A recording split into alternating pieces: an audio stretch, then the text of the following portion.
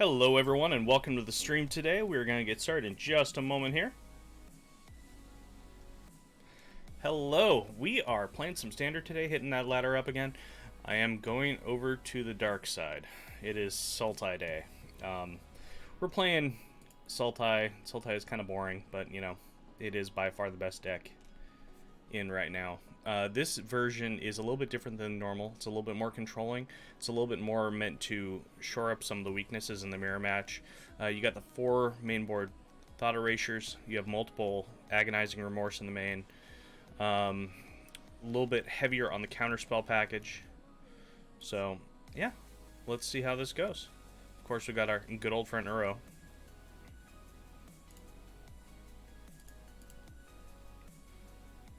Let's throw it down. As per usual, the goal is to go at least in the positive. And we'll see how that goes. Might end up doing an Omkhet draft for the second half of this, but it just depends on how things are going with standard.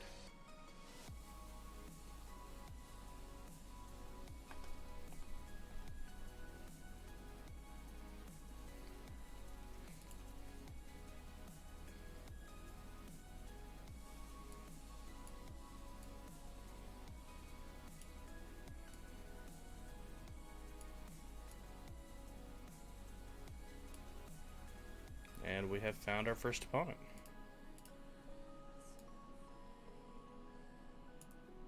I don't know if anyone else has been noticing some load times being a little bit slower than usual with the server. Okay, this hand is not great, but we are in the play, so that means we can get an early Uro if we hit that other land. So, we're gonna believe in the heart of the cards here. Going full Yu-Gi-Oh today. Ooh, and we're playing against mono green.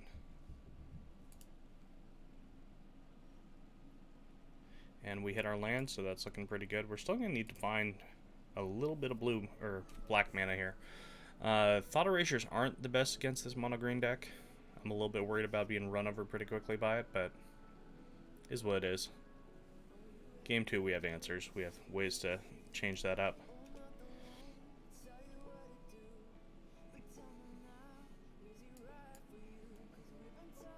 We're going to cultivate first.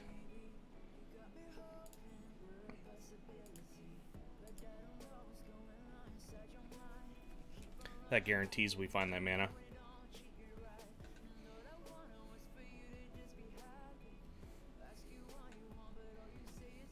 So right now, Stone Coil, and I forget the white creature 4 mana, the night one. They both have protection from multicolor, and that's super, super relevant. Okay. Well, we're going to pull the trigger on this just to save us a little bit of damage here. That was a very good draw. Agonizing Remorse and Thought Erasures feel pretty bad this first game. I don't mind having one of them, but having a handful of 3 of them. Gem Razor, that's a little bit scary. We are currently on a 3-turn clock with that. So we are going to lead off with the Uro, gain some life. Thankfully we hit another land. Tempting to go into a second Uro here, but I think I need to disrupt the hand a little.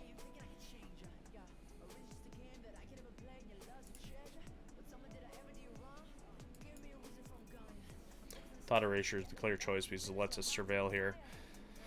Okay, this hand is a little bit terrifying in its own weird way. Scooz definitely has to go though.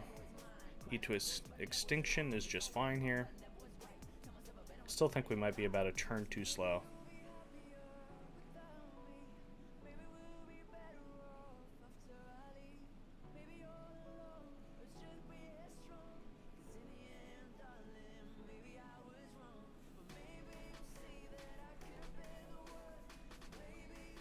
On the plus side, our opponent is a little bit choked on mana, so they can't double spell really easily. Okay, so I think we need to hold up the E to Extinction and just take something else with a Thought Erasure.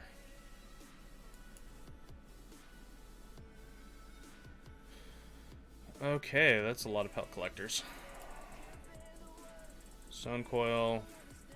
Narset's not going to be good enough yet, so let's pitch it to help get our Uro on.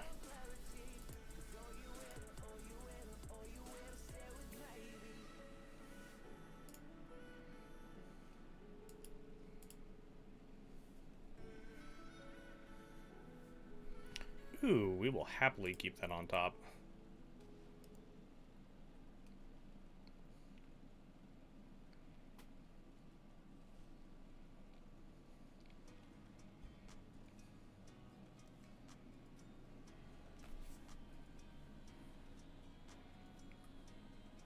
I think the play here is going to be to double Uro.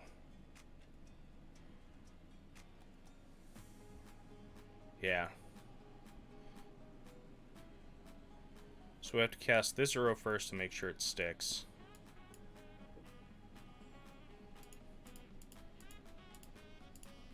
Hopefully hit a land. And we actually won't be able to double Uro because of our color requirements here, which is vaguely annoying. But this way we're not just dead. Or are we? Yeah, actually, unfortunately, the Stone Quill, yet again, as I was saying, does have protection from multicolor, so we are just going to go ahead and go to the next game.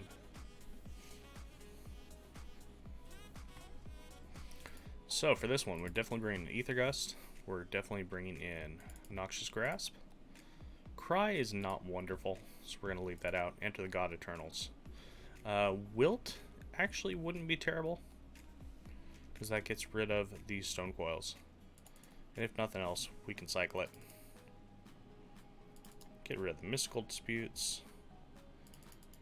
Thought Erasure, it's a good card, but we're going to cut it. Actually, let's keep 2 in, because they will be slightly faster than worrying about that. So this isn't really a matchup where we're holding back and countering a lot of stuff. They're going to bring in some Planeswalkers in the board. Probably some Vivian, possibly Garruk. Yeah, this hand's not bad. We'll keep that.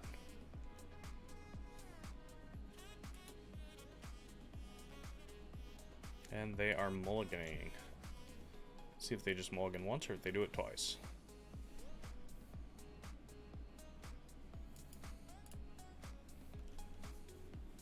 So we have a turn 2 into a turn 3 with cleanup afterward.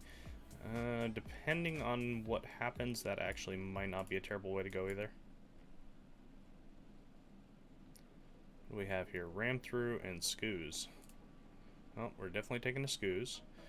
Shark Typhoon, while it's fun, is not going to do enough. Probably going to play out the Skoos this turn, which we're going to eliminate right away. We're not even going to give him a chance to untap.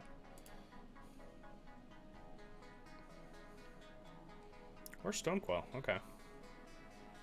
Interesting. So in that case,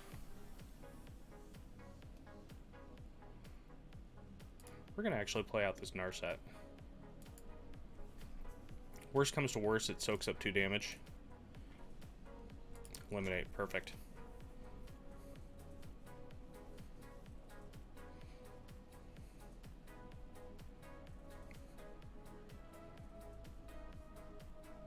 Yeah, mono green is definitely going to be a solid deck going forward in the standard meta. Sometimes it has some draws that just curve out turn 1, turn 2, turn 3 into Questing Beast and you're just dead. It's also pretty darn good against a lot of the sacrifice decks. There is the Scavenging Ooze. Alright, so Narset did what we wanted her to. She gained us 2 life. She drew us a card. Pretty much all we can ask for. So in this case, we're just going to go ahead and eliminate the Scavenging Ooze right away. So we want to get it out of here.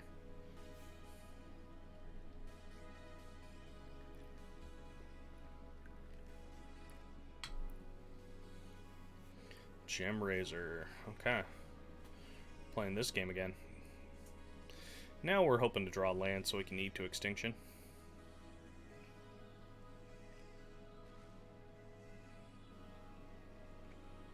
That is not a land.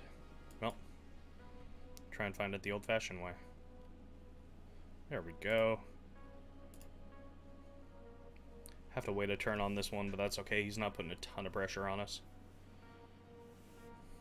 Hopefully he drops another even costed something.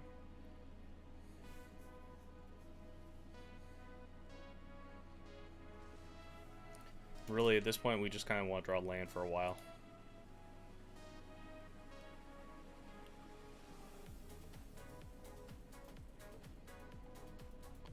Six mana. What do we have here? Do we have another Stone Coil? Yep, perfect. Well, easy choice there.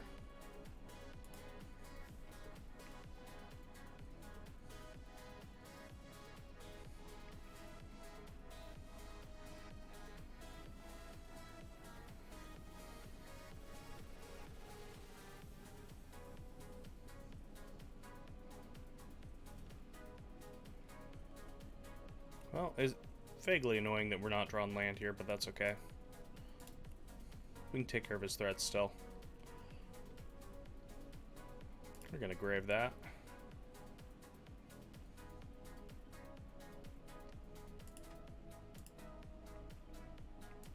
Well, time for our boy Uro to make an appearance here.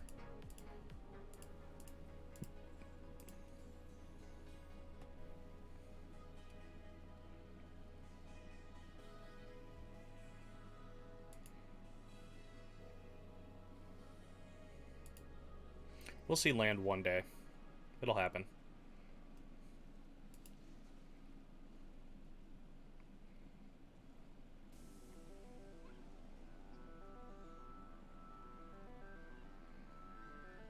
He's thinking about the ram throw. Not exactly certain what that was meant to do.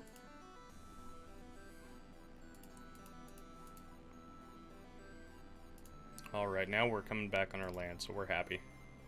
We have stabilized, and it's going to be real hard for them to come back.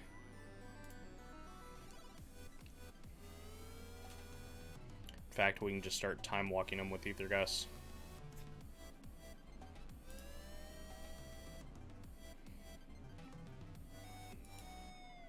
Alright, so we're going to be playing from behind. Might possibly be worth it to bring in a Cry or two. They're usually kind of off, though, against what they're doing.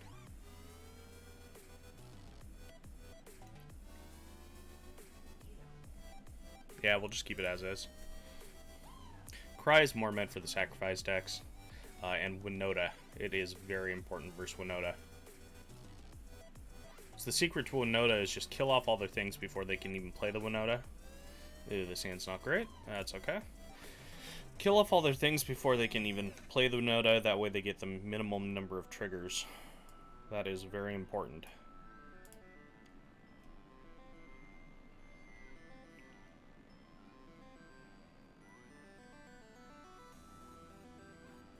Okay, another pellet collector.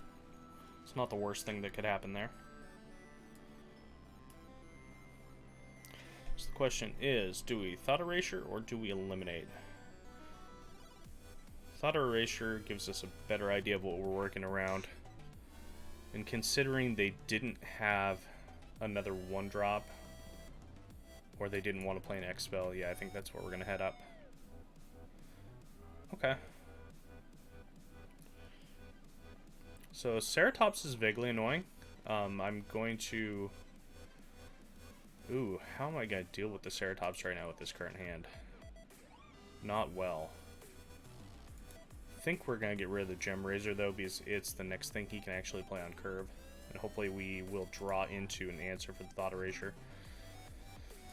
Eliminate's not terrible, so I'm going to keep it. So we got to deal with these Pelt Collectors also. Eventually. For the time being, though, so he is going to play Ceratops this next turn. It's going to grow the Pelt Collectors. It's going to be getting in for probably about 9 damage.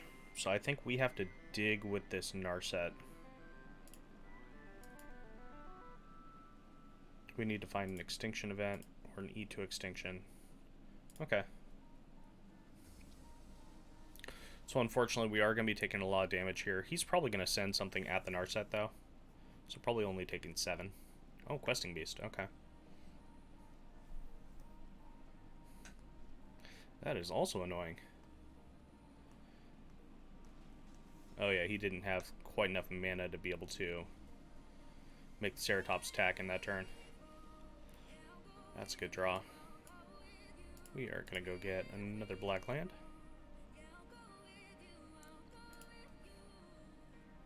So we are going to end up having to Ether Gust and eliminate this turn.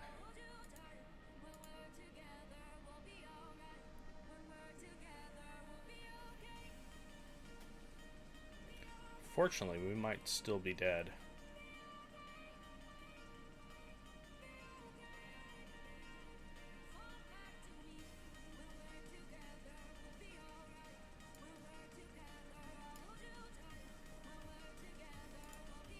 So protection doesn't matter when the spell's on the stack.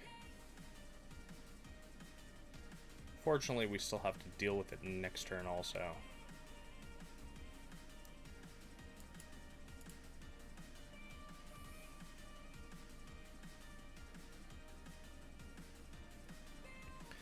And next turn we're not going to have enough mana to be able to maneuver around that, so that unfortunately would be game. So we can't cycle that, we can't eat and kill that. Nope. Good game, sir.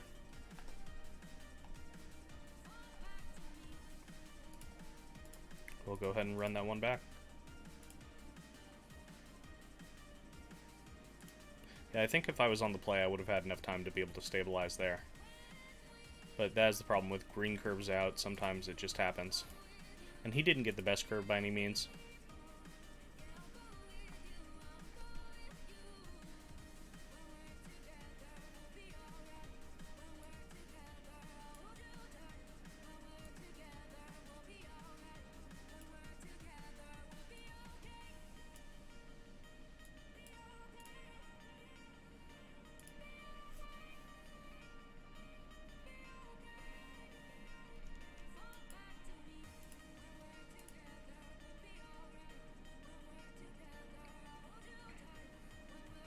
Okay, so we were playing against Mardu Winota.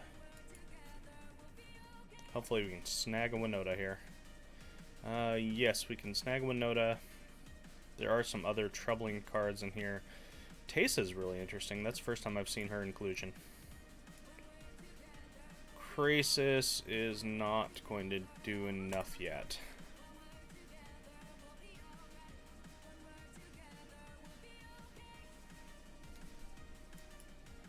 Nice thing is their hand is incredibly slow. True, they do have a Raise the Alarm.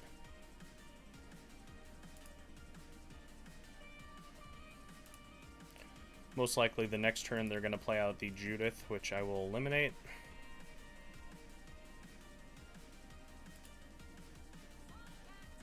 Or possibly the Woe Strider. That's also an issue.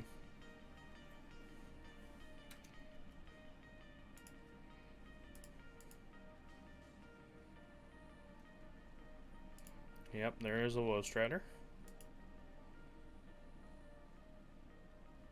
I'm okay with eliminating that. See how much he wants to scry beforehand. Sometimes they'll sack half their board when they're scrying.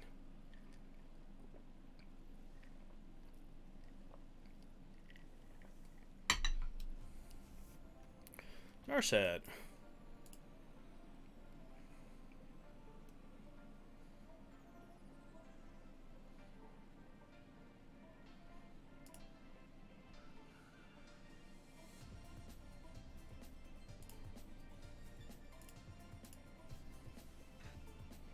So we're probably going to cycle a Shark Typhoon just to block something.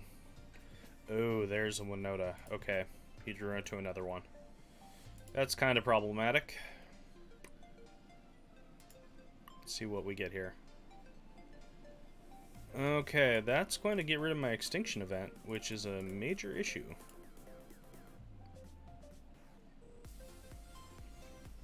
Gonna have to rely on Narsetting into another one. Bosri's Lieutenant. That's the one I was talking about earlier that I couldn't remember the name. The protection from multicolored is very much a thing that comes up.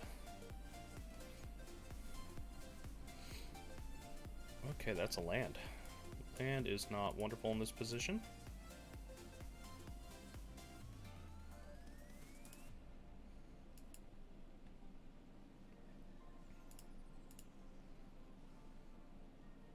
Wish and a prayer. Okay. So if we can somehow survive this turn, we go even. That gets rid of pretty much their entire board. Gets us back another extinction event. The only downside, he is going to play the Judith.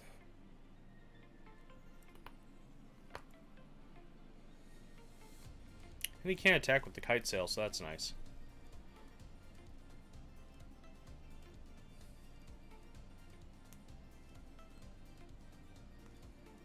Yep.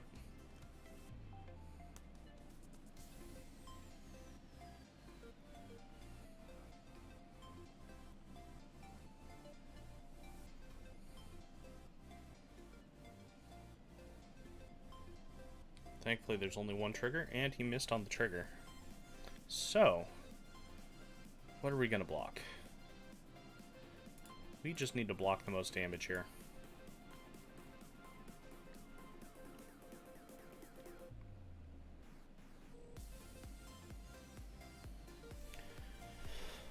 Ooh, Knight is bad for us. Knight is really bad for us. Okay, Drown in the Lock's pretty good there. So we need to make sure we're properly tapping this, otherwise we will just be dead.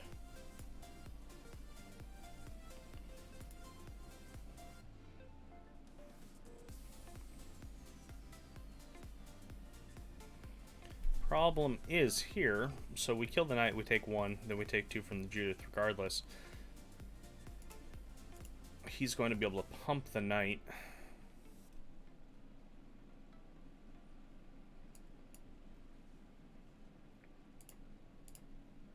Yeah, so it doesn't really matter what we do here. If he plays something else, then he doesn't just kill us. But he's not going to do that. Oh no, he still has a +1 counter on anyway. Doesn't matter. Good game.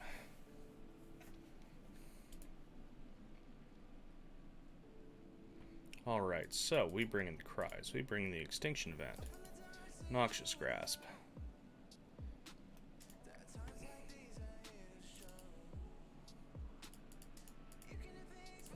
Take out the Ugin, take out the Typhoons. Bring that in. Bring in the Ether Gust just because they do hit the Winota. And they hit the Judith, and there's a good number of targets for it.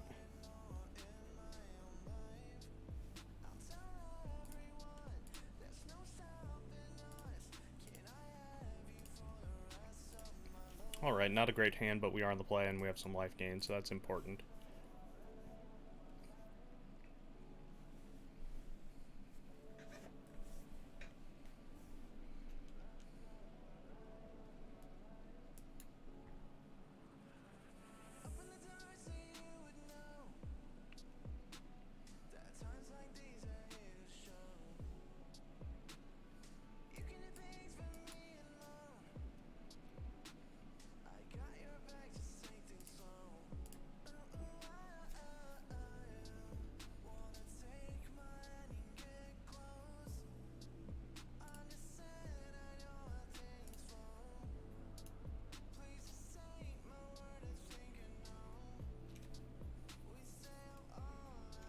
Okay, we're going the Loxodon path here this time.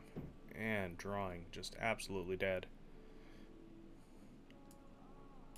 That is very unfortunate. Thankfully we have this Ether Gust, otherwise when he plays that Winota we would just be dead. But we're probably dead next turn as a result.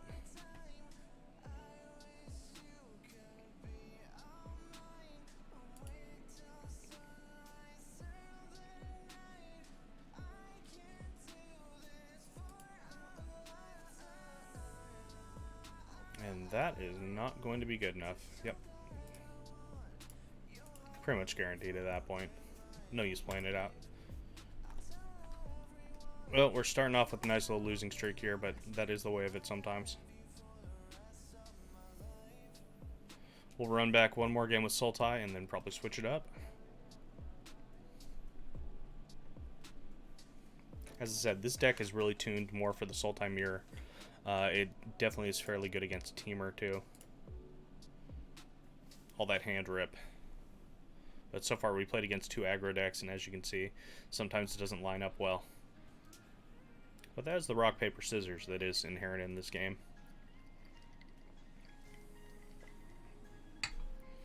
Alrighty, let's see what we got going on this time. So this hand is not wonderful either.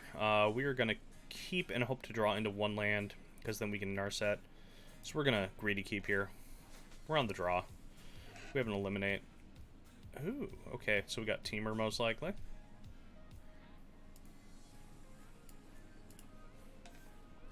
Yeah, this hand might have been too greedy to keep.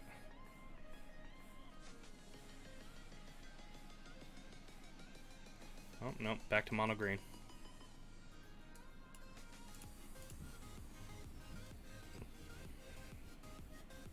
Go get that second blue land just in case.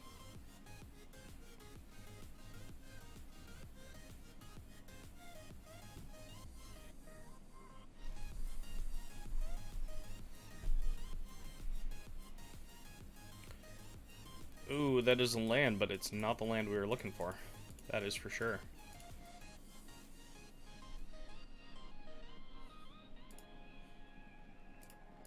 Thankfully, we're only taking 3 this next turn.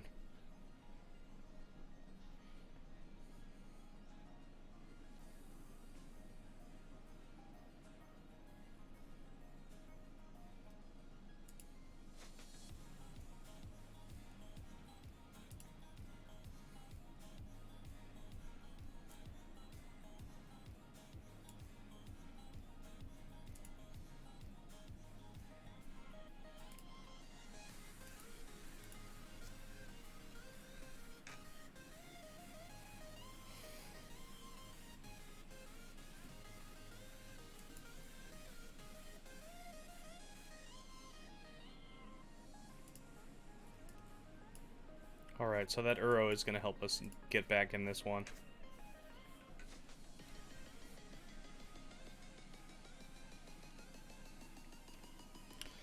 Questing Beast is kind of brutal, but that's okay. We're going to survive this turn and then Extinction Event. Does hit us down quite hard though. And I still have to deal with this Vivian. Hopefully he doesn't play anything with haste this next turn. We can eat to extinction the Vivian. I doubt he's going to ult it. That Vivian almost never ults.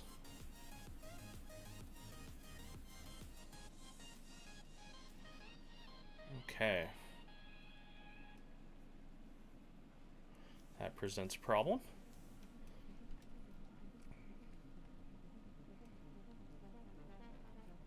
So I think in this case, because if I throw down a blocker, he's just going to kill it with a Vivian. We need to just pass and block with a shark token.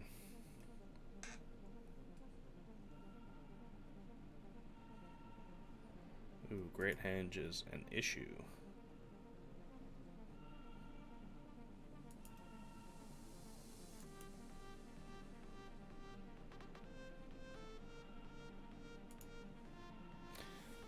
Thankfully, the Harbinger does not have trample, otherwise we'd just be dead.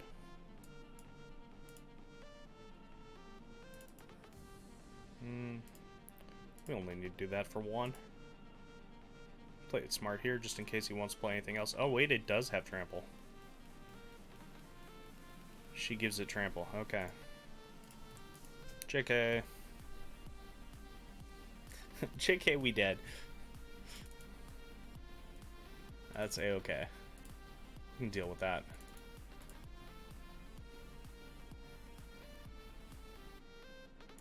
So take out the Remorse. Take out a couple Thought Erasures. Sabotage. Mystical Disputes.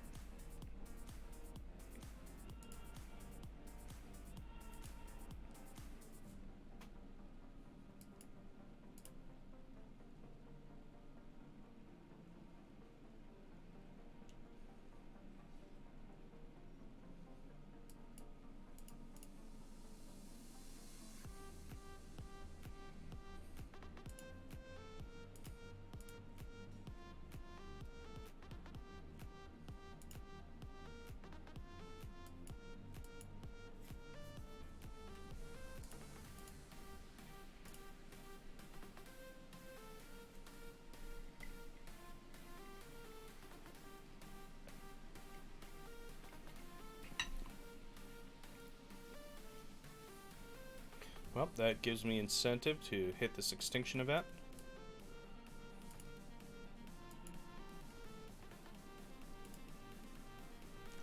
There's a good chance he's holding green's version of removal in hand and probably a Vivian. And a beast, what quests?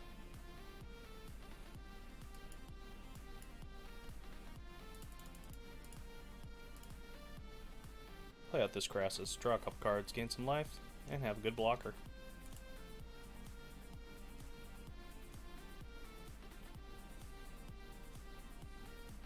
Garrick's Uprising, okay. Getting a little card advantage. Nothing wrong with that. And ram through, yep. Adding Trample onto the Death Toucher is real good.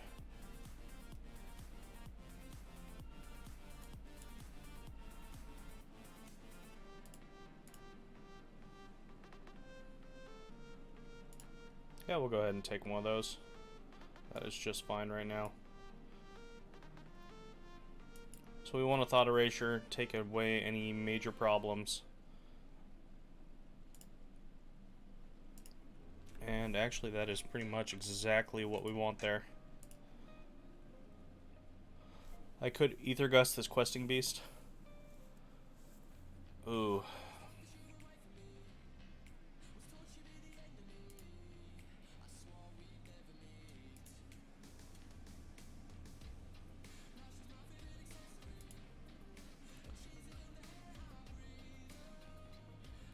So we are going to have to Noxious Grasp here. Ether Gust the Garrick's Harbinger next turn. Just play the tempo game. See what we can get off Narset first. And nothing. We have kind of stabilized against the deck, but at the same time, with things like that happening, it's definitely a major issue.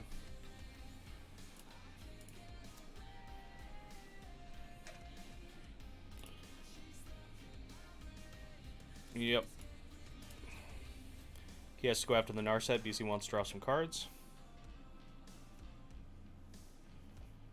And now he'll probably play out the Stone Coil, to which we will eliminate.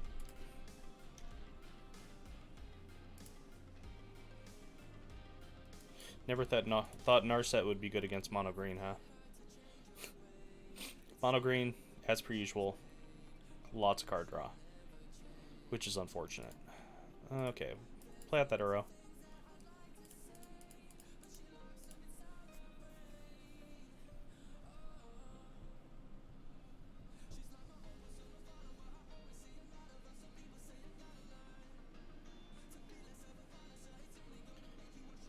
Unfortunately, we need to hold up this Drown the Lock, so we can't Thought Erasure right here.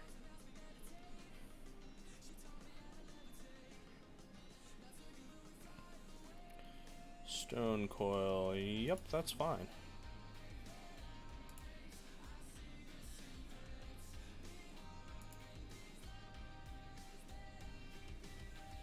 Fortunately, that is protection from multicolor.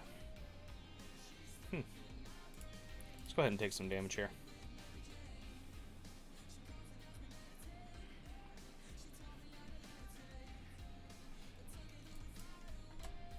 So we are just going to play a big beefy Crassus, I think. Keep 2 up. 1, 2, 3, 4, 5, 6, 7. And that only ends up being a 5/5 though. It's part of the problem. And it's not going to block this Stone Coil. So we're going to lead off here.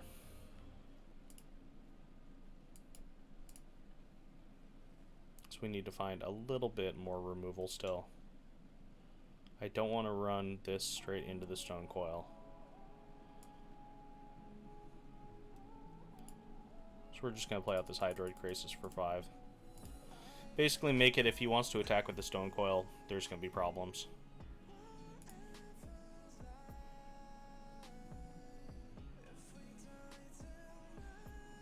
He can't really afford... Oh no, he's doing it.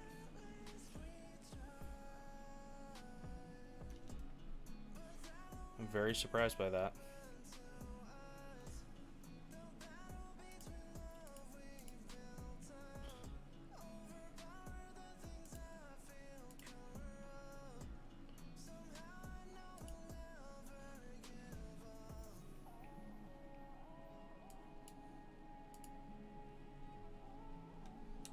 So I think we're gonna God Eternal one of our own things. As weird as that seems. Gains us life. It gives us a dude.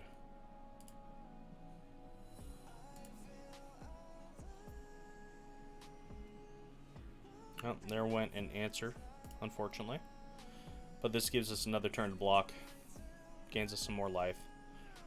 Harbinger. We'll gust you.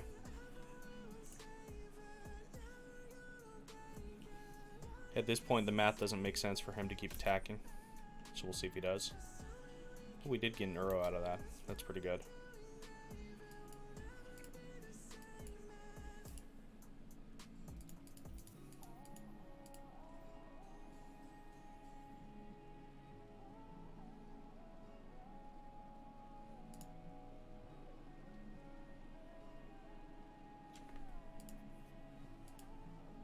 Honestly, I don't really mind playing the game of let's trade these Uros out. Gains me life, gets me a card deeper. We're just gonna keep being annoying as hell to him.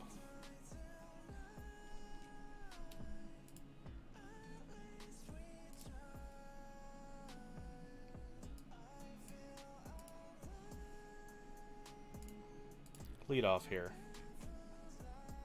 Extinction Vent. Okay, that's pretty good. So if we get rid of evens, we take care of that. Yeah, I think that's fine. That allows us to attack in.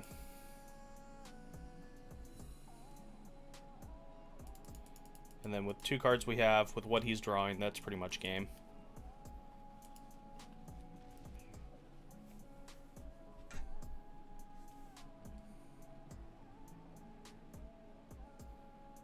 Any changes? No, let's run back the exact same. We'll see if we get curved out like we did that first match. Hopefully salvage a win here for Sultai before we switch off to something else. Gonna be going back to a Phoenix list I've been toying around with and haven't touched for about a week. See if it is just horrible in this newer meta. I have hope though. It was a good deck when it was working. Ooh, this hand is way slow. Narset can really dig us out of things though. And we have the Uro. Yeah, we'll go ahead and keep.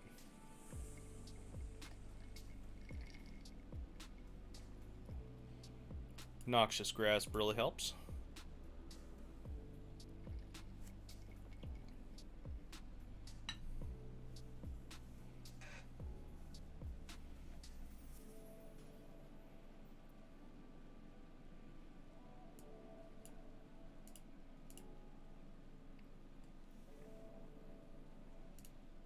I think we're just going to go ahead and take care of this Pelt Collector right now. Save us the damage early on. Oh, and he didn't hit a land. So yeah, that was the right choice. Question is, do we want to Uro or do we want to cultivate? Let's go ahead and Uro.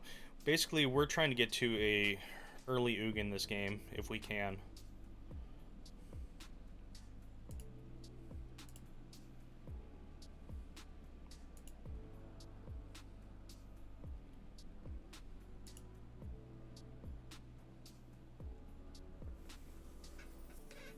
At some point I might want to try around with, there's a Bant version of the Uro style decks that's playing Hushbringers.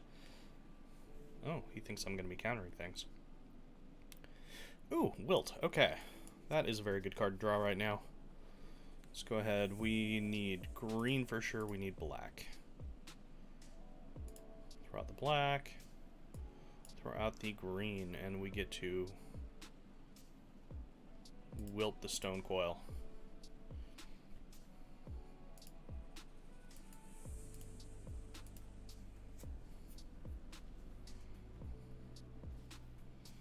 Yeah, so we're definitely taking damage slowly enough here that it shouldn't be an issue to stay in this game.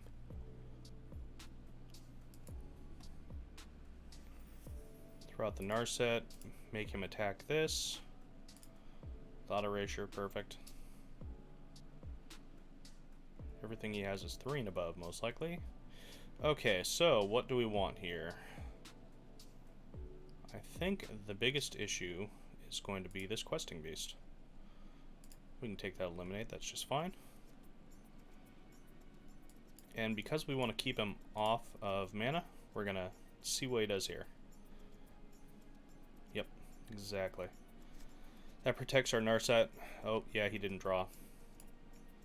That would be a good game in that case, most likely.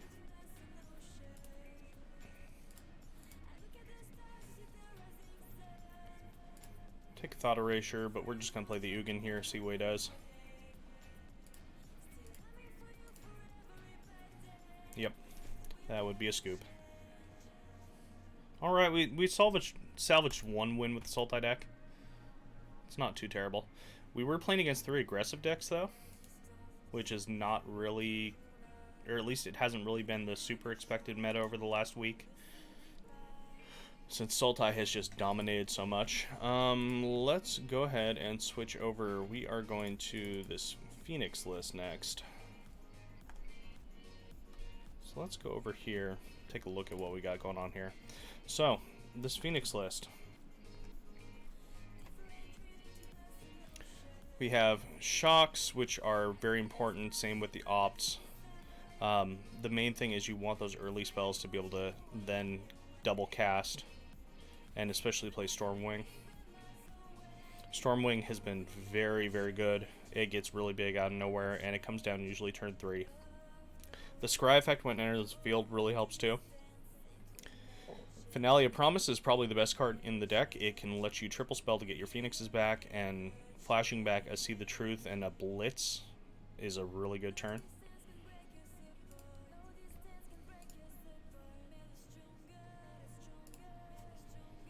Alrighty.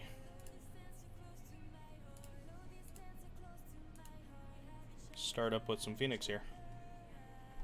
Reset this win-loss total here. Hopefully have a little bit better than 1 and 2.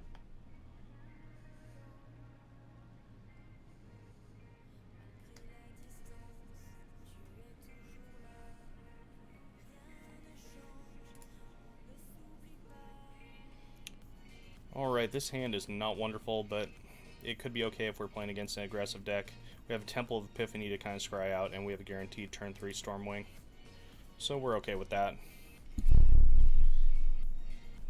Oh, but it looks like we were playing against, what, Teamer?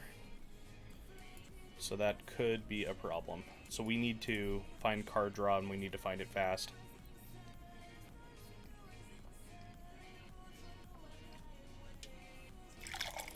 Okay, Thrill Possibility is pretty darn good there.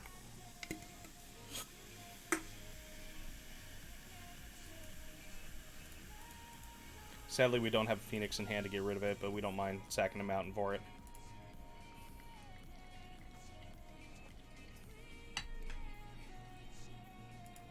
Ooh, this isn't Strict Teamer. Okay.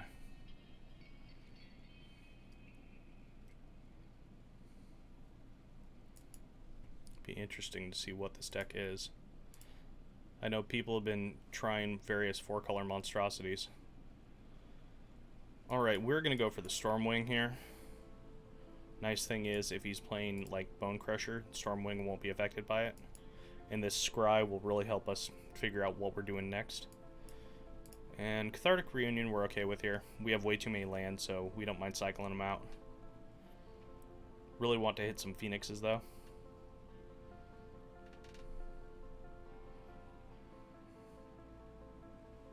Nissa, okay. On the plus side, too, most of the things in this deck fly. So we can kill Nissas all day long, which is a very good thing. Okay, let's start off with Cathartic. We're going to be able to shock the Nissa. Ooh, there's Phoenix. Okay. For now, there, we're going to wait for the Phoenix for next turn. We need to... Yeah, we need to shock and kill the Nissa here.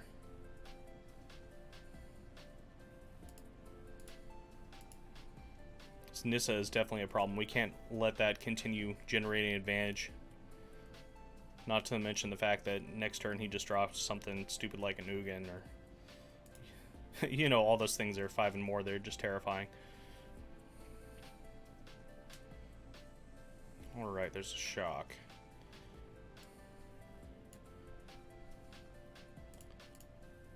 So we're going to go ahead and get rid of those two to start with. Let's see what we draw. Hopefully we'll find a land, be able to... Oh, he's playing those main board. Okay. That's a problem. So we're going to have to try to do that next turn then.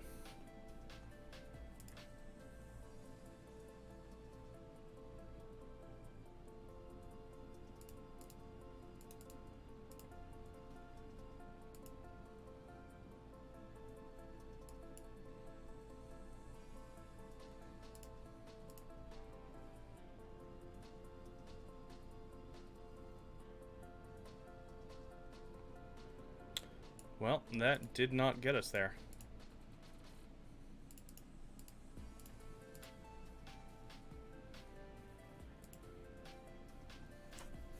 Definitely looking at a bit of flood this game, but the mystical dispute, that really hurt. That's the problem with Cathartic and Thrill is, especially Cathartic, you get 3 for 1. And generally those come out in the sideboard. It switches from being a Phoenix deck to less of a Phoenix deck. Alright, with how bad we've been drawing, Crassus is a major issue. Another Phoenix is not going to do it.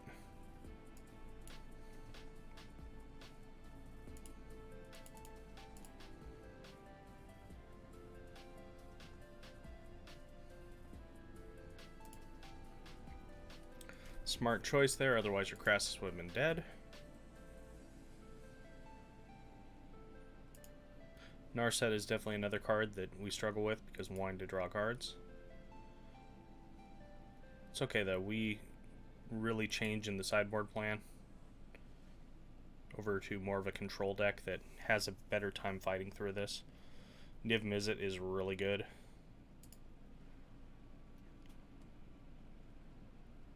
Alright, he has 3 mana open, so that means he can mystical whenever he wants.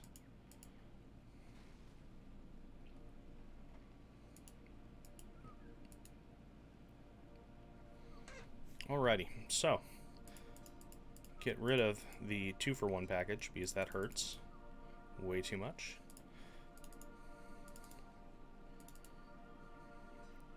So Scorching Dragonfires, we didn't see them, but we know they're there somewhere. Scorching Dragonfires are secret tech against the Titans because that little last piece of text there, if creature or planeswalker would die this turn, exile it instead. They cast Titan the first time you target it. It dies, it gets exiled. Don't have to worry about that Titan again. It is very nice. Get rid of 2 Electromancers. Don't need the Flame Sweeps. We'll run it this way and see how it goes.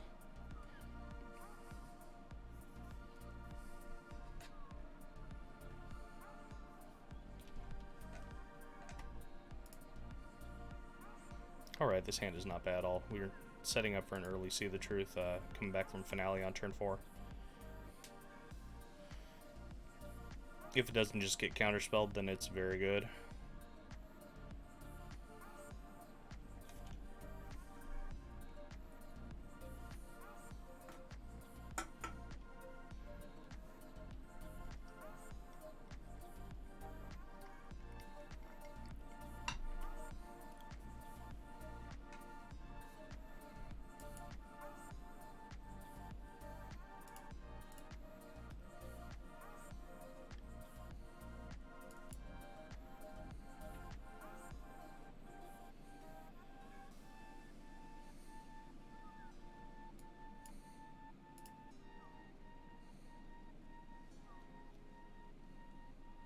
Sprite Dragon is a-okay. It lets us get some early pressure on here. And that's kind of what you want to do against these slower decks, is start attacking early and often. That's why ideally, first game, if you can get Arc Lights going on the early turn. It's probably going to take the Finale here, or the Stormwing. Stormwing would be my guess. But I could easily see him take the Finale. Okay, Stormwing. One less threat for him to deal with at the current moment. Negate is pretty darn good here.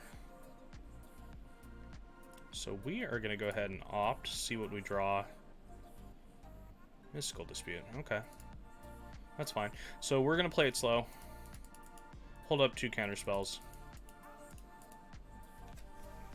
Because really we want to be able to see the truth and hold up a counterspell in the same turn. And if we protect this Sprite Dragon for a little while, he will try and eliminate it eventually, but...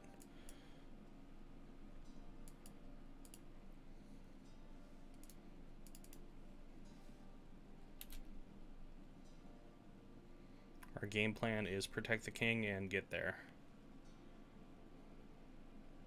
Ooh, that opens up a lot of possibilities.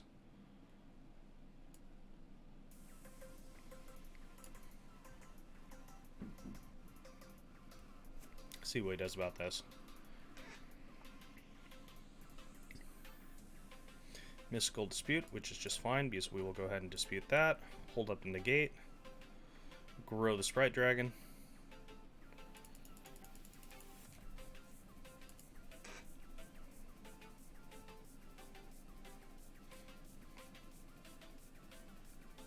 Alright, now we get to have some fun. We can even finale a promise these back if we wanted. I think we're going to take another dragon for the time being. Basically, we just want to play protection still.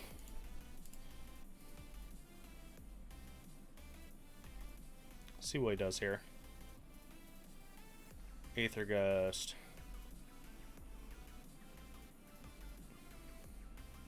Part of me wants to say no to that, which I think I'm going to. Let's get the maximum damage here while we can. Very good chance that he just Extinction Events this next turn. Then we get a follow-up and really reload the hand with See the Truth and an opt.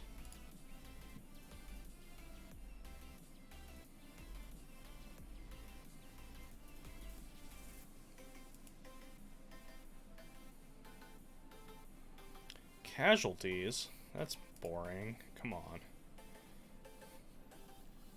Oh, I was hoping for a top deck shock there. That's okay, we still got it.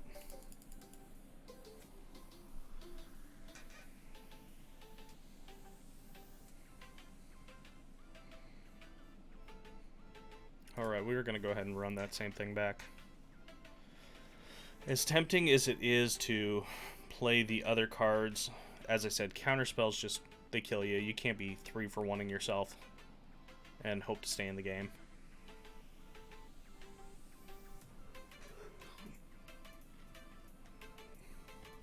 Yeah, this hand seems okay. Got a Narset, which is pretty important against them. Got an early either Sprite Dragon or Electromancer. Probably play out the Sprite Dragon.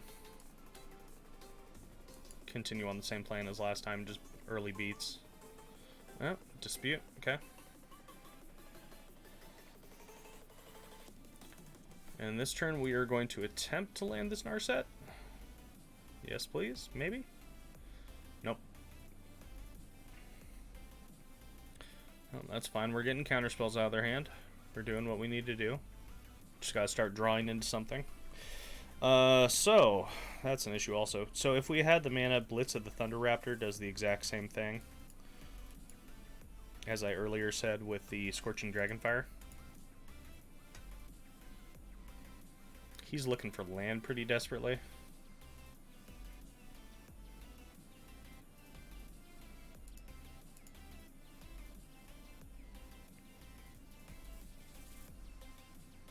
Aether Gust. That's annoying. We will not put that on top, thank you. Just gonna See the Truth into a Stormwing. Take an opt.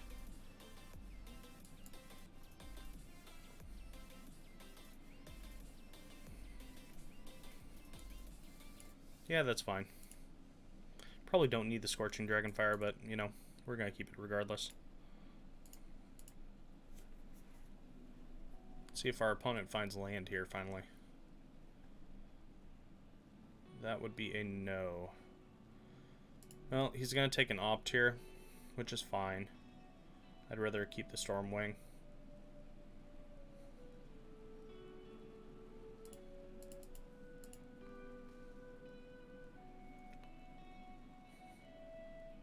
So I'm very tempted to play this out, but then he just hits an extinction event and we're screwed. Okay, another Uro. We get to blitz it. That's really nice.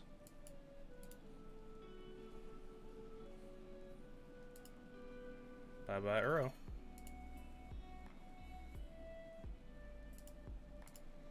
And he still didn't hit a land. Okay.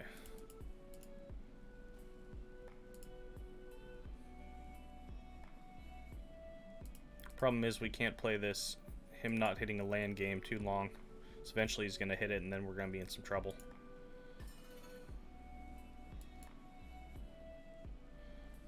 But at the same time, we really do have to sit back here and respect the extinction event. Because if we don't, then we're just dead.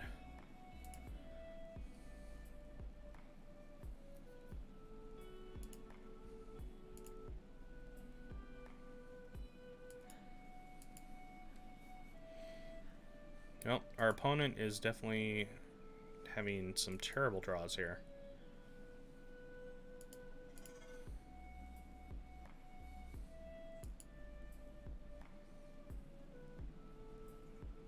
Another mystical dispute? Aethergust. Okay. Yeah, that's fine. I don't really care about him anyway. He was just extra damage.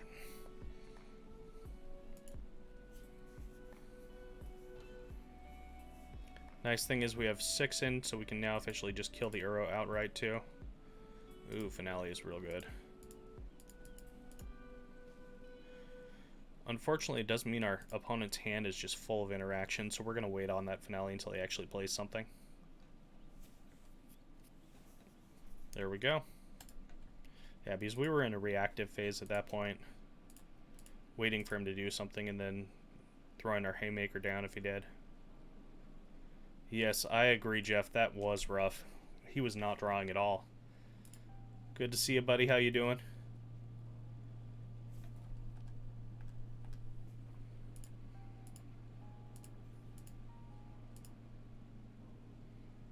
Alright, so we're going to run it back. Try for game 2 here. So, played 3 games to start with. We were playing version of Sultai, a little bit more controlling. Went 0-3, or no, we went 1-2 to start. Had some Flood. Also just played, ooh, that's a hand. Also just played against some super aggressive decks 3 times in a row. Wasn't the best, so we've switched up to Arclight. We have our first match win so far. We're going to probably do about 3 games here and then switch it up to another one. As much as that first hand seemed like loads of fun, this hand, though, is decent. If we get into one of our draw spells, we can get rid of the Arclight, start doing our thing. Worst comes to worst, Stormwing turn 3. We're going to definitely pitch this Electromancer.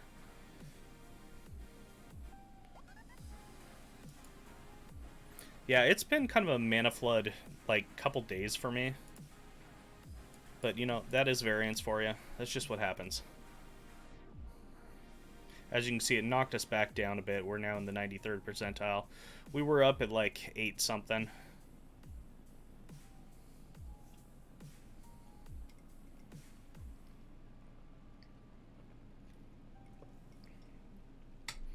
Alright, so we have Sultai again.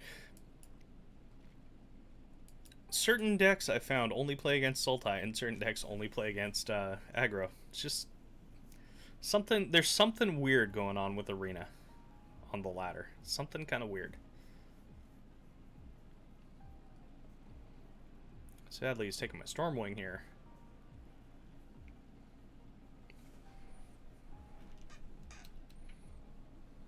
Oh, took my shock. Okay. It looks like our opponent did mull down, so that's not the greatest for them.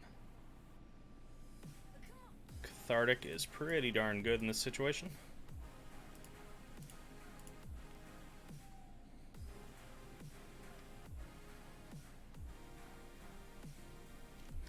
Sadly, we're not going to be getting any early Arclights this game, though.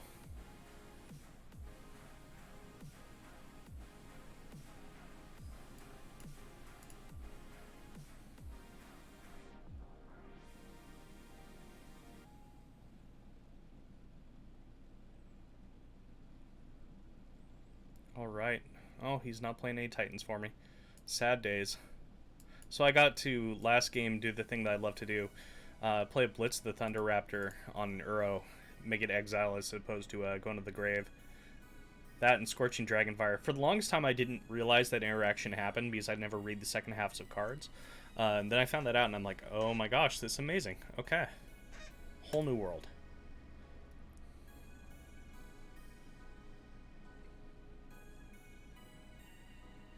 Krasis. Okay. Another Arclight.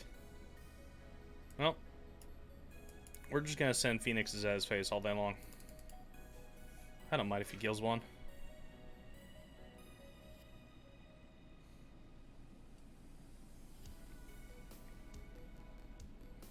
RTFC, mate.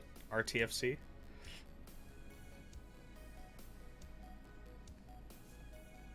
You know I don't read cards. What's the fun in that?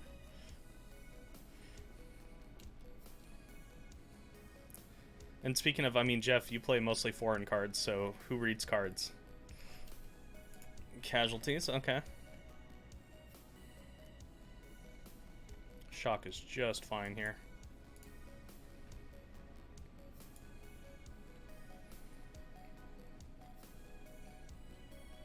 Okay, I don't think we actually want either of those. We're probably going to hit a land next regardless, but we want card draw. I probably should have played that untapped, taking the damage so I could get Neuro, but... Narset. Ooh, I like this borderless treatment with the Narset. That looks really nice. Well, Cathartic is slightly annoying there, but that's okay.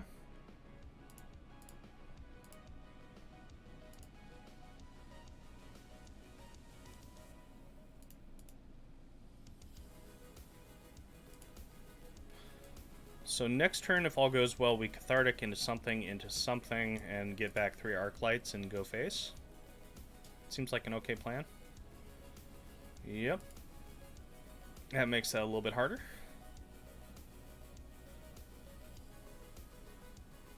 Okay, an Opt. That's a little bit helpful. I think we have to wait one more turn, unfortunately.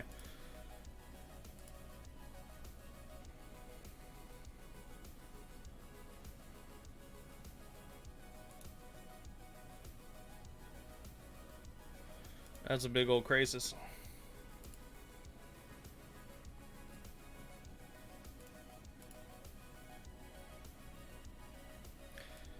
Now, whoever at Wizards thought the Krasis was an okay card to play or to make, they were just wrong. They were just very, very wrong. Okay, yeah, we get some Phoenixes this turn. That's happiness. And next turn we can actually kill the Krasis, which is really nice. See the Truth is fine.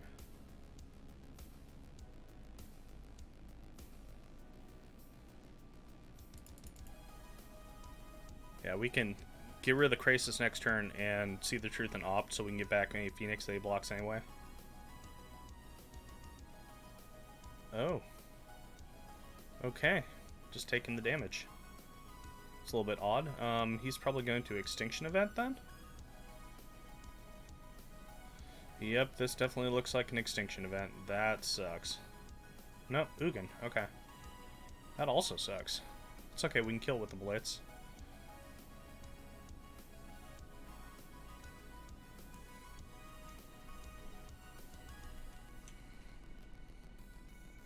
Okay.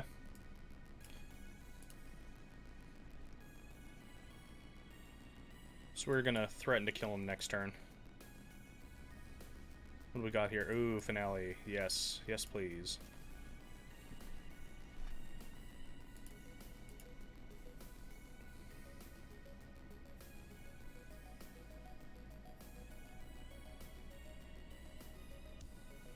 Extinction Event. Yep. Turns out good card's good. Narset, you're a problem. On the plus side, these see the Truth, they don't actually draw you cards.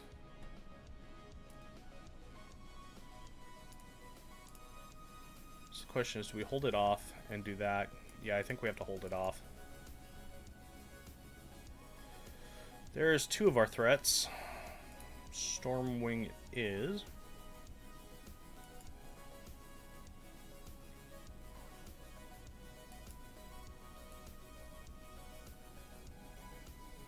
Tempting to throw an Electromancer on top just so I can have another body for when he has an answer to this Stormwing.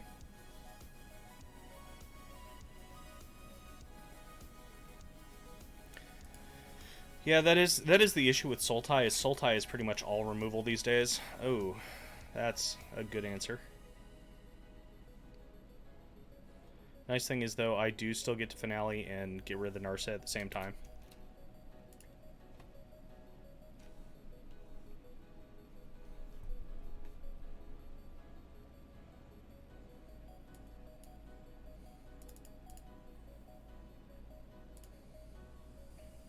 And this would be the time for if I had a Phoenix, but I don't. They all went up in smoke. Aether Gust. Well, that's annoying, but it's gonna have to happen.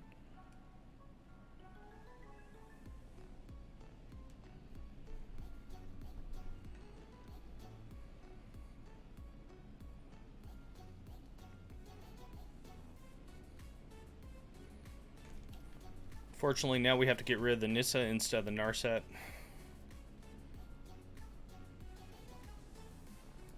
And hope he doesn't have another Aether Gust, because that would be a little bit annoying. Oops, I chose the wrong one. We're going to cancel that. Okay, clicking on the right cards this game. There we go.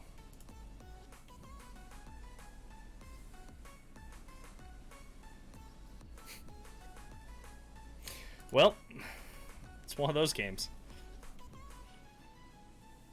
It's Sultai being Sultai. Sultai, salty. I mean, it's basically the same thing, right?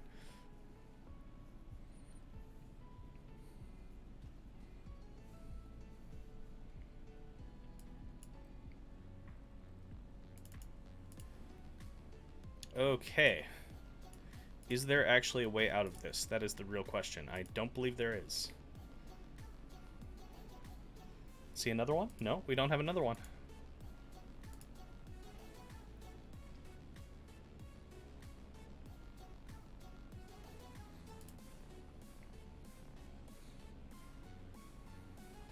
Yep, unfortunately, we do not have it. That's okay.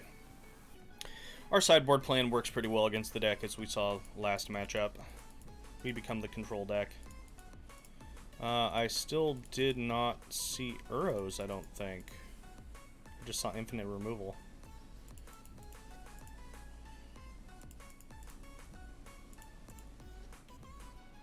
Tempting to keep in Arc Lights. Yeah, let's go ahead and keep in 2 Arc Lights just so we have another source of damage there.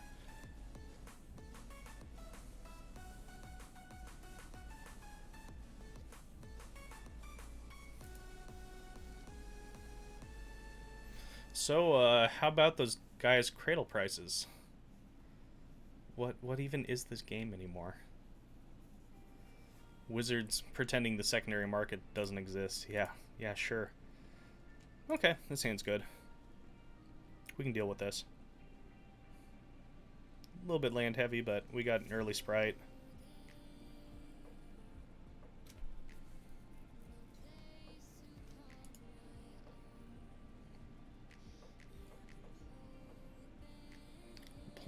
Opponent is mulliganing. See if the truth is good.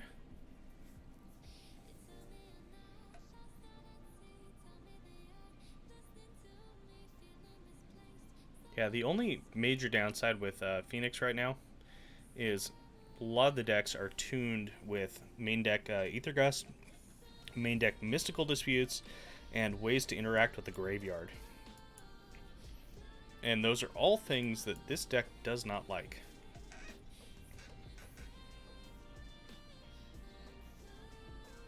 Yeah, I am very lucky I got my foil when I did. I just had this feeling, you know, if I didn't get eventually, something like this was going to happen, and look, it did happen. So 700 was, you know, kind of expensive to begin with, but in comparison to what it is now,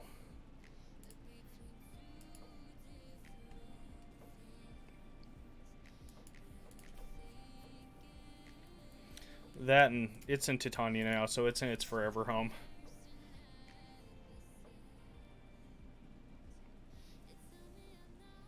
We don't get to Scorching Dragonfire the Uro. That's not the end of the world, though. Lead off with See the Truth.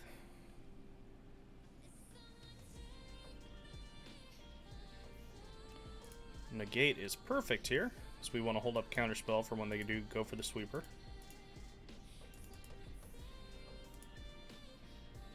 Yeah, there's a good possibility that we're just going to be a little bit too fast for him here. End of turn, I might aim this Scorching Dragonfire at one of my own things just to grow him.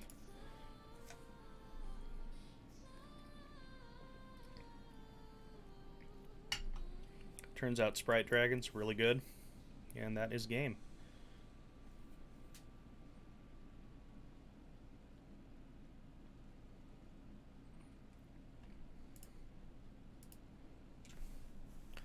Yeah, it's gone down a little bit. It's kind of evened out more around 2200 or so.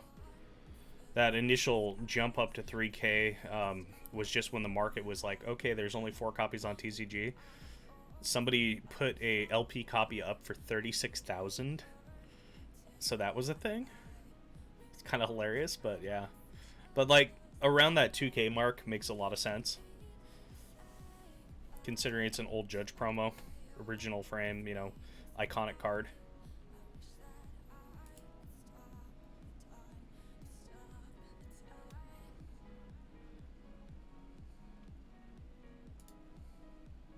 Oh, they just tried to auto-mod you. It's true, Titania did need it. This hand is not great, but we're on the draw, so we need to play it a little bit slower anyway.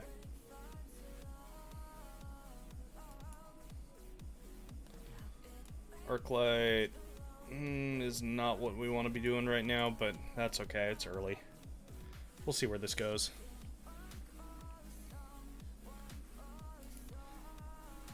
Ideally, what we want to do this game is get this Finale of Promise off for some value, and then also play the Niv.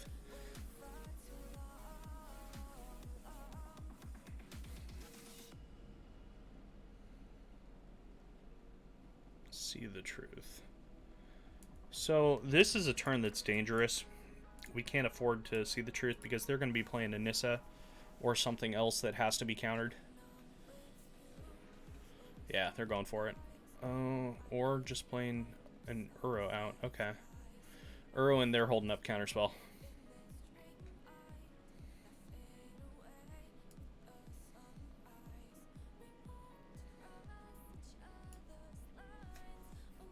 So this is difficult.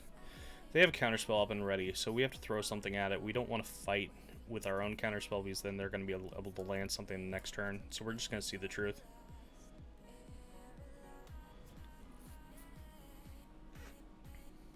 Oh, interesting. Okay. They're not going to choose to fight through that one. Now this is a perilous turn too because they still are going to be able to land it. Yep.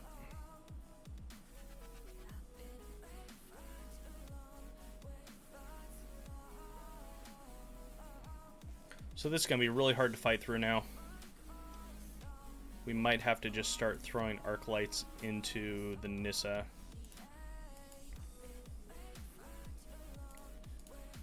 It's not ideal, but it's what we gotta do.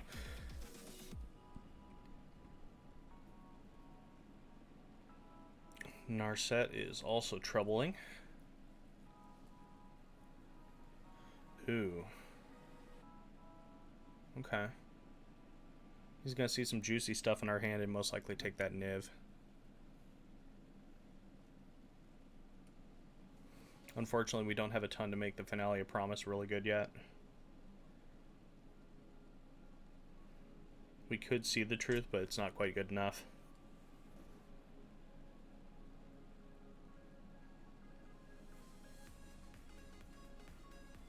Yep, there goes the Niv. That's a problem. That is definitely a problem. Thankfully, it doesn't have enough to bring back this Uro yet.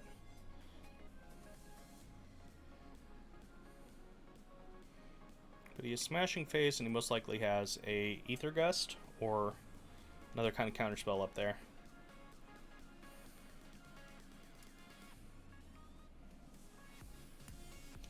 Man, this is slow, but we gotta do it. Go with the Narset. No, we need to send them both at the Nissa. We can't worry about the Narset yet. The Nissa's just gonna kill us.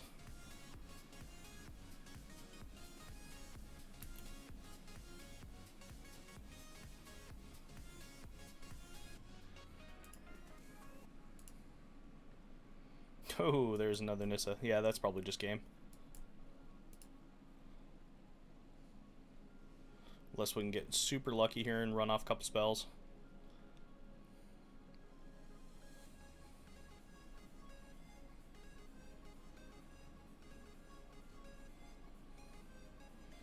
And almost guaranteed. Oh, no.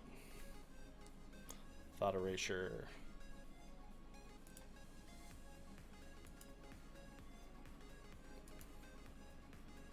Almost guaranteed this last card up here is a counterspell of some sort.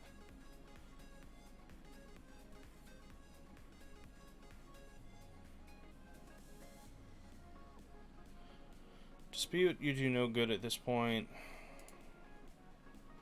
Pretty much have to run that into a counterspell, see what happens.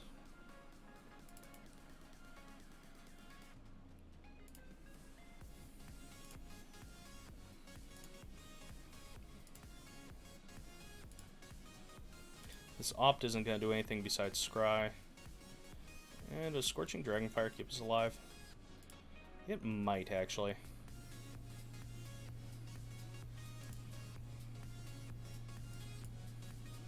So we Scorching Dragonfire a dude, block 2 dudes. Yeah, no, we're still dead. Good game, sir. Alright, that brings us to 1-1 with Phoenix.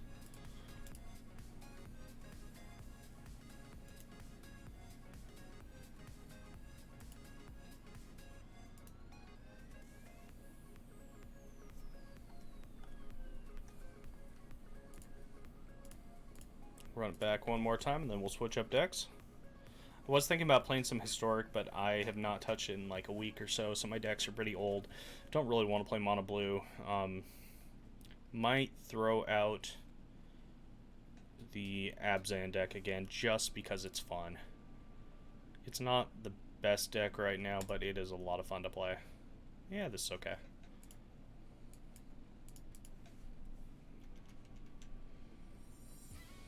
Abzan, Yorion, Blink value.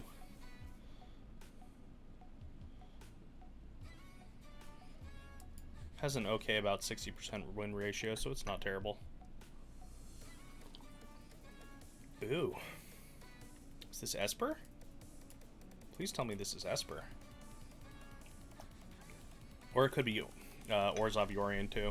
Yeah, it's probably Orzhov.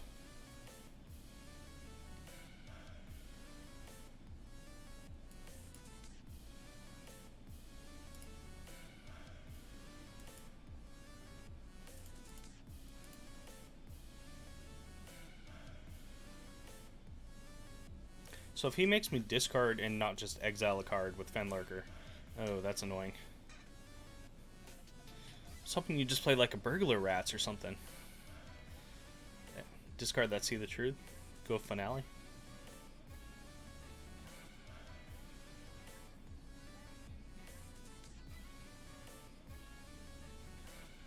I honestly don't know what my matchup is like with this one. The last time I played against Orzhov was probably 3 weeks ago. So I think we are just going to shock into a Stormwing just to be safe.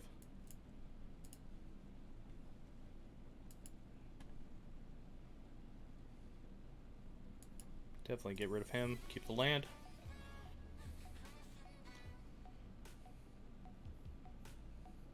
Nice thing is to get rid of the Stormwing. He either needs to...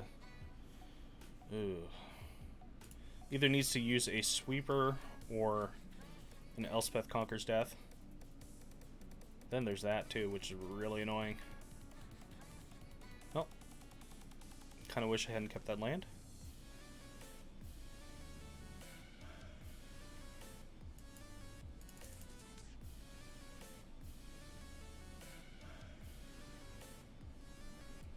Yep, we're just going to pick it up to that one.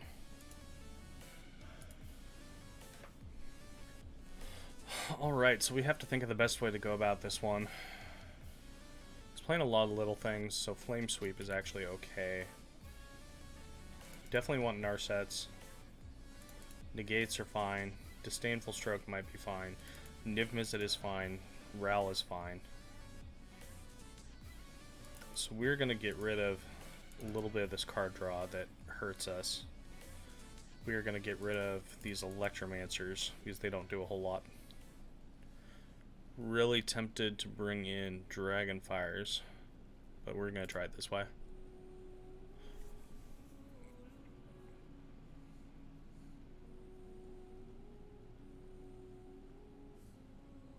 So we're keeping in part of the package this game.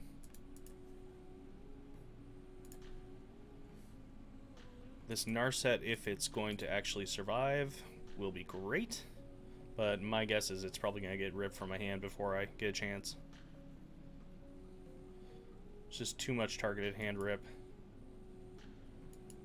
Definitely don't want that land. We want to draw threats. Negate actually ensures we get that Narset. Sweet. Or pretty close to ensures.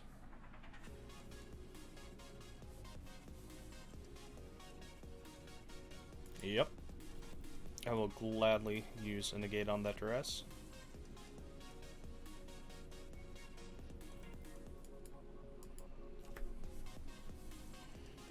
And we are actually just not even going to use the Narset right now. There's a good chance he eliminates it.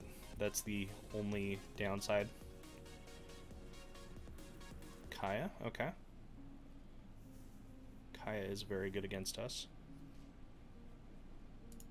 It's going to make killing her with this Blitz a lot harder.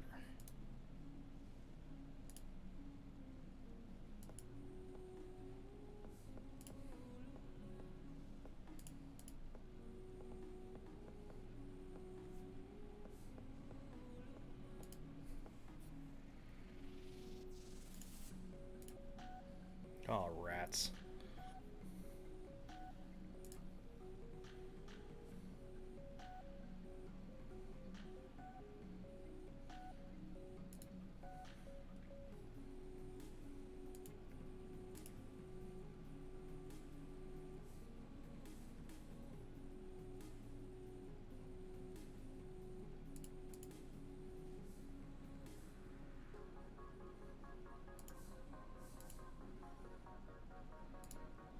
Okay, here's hoping for something really good here.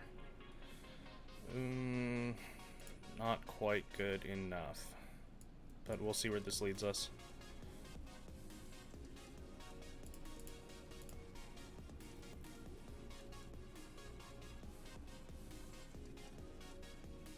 Still not big enough to kill the Kaya is the problem. We'll go ahead and take the Flame Sweep.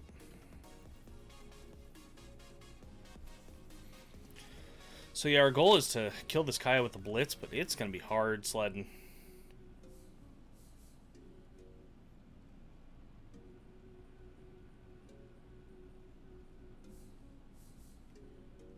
Burglar Rat ironically helps us.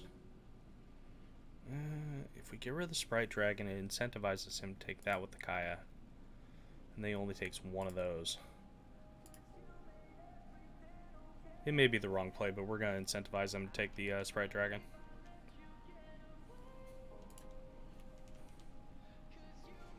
Oh, no, he didn't take it.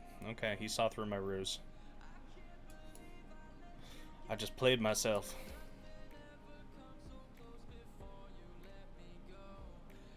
Because he knows that my only game is getting rid of that stupid Kaya.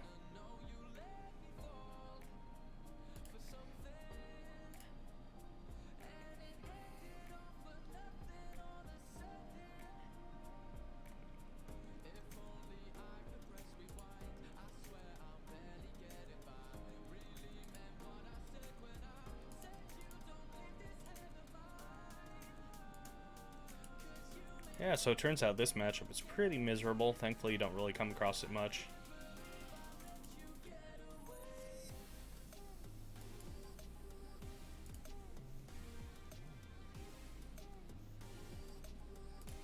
Alright, do we have any way of actually killing her?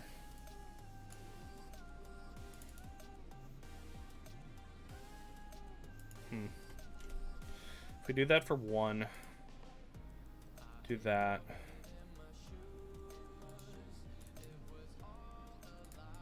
Yeah, this just feels terrible. Target 0 sorceries.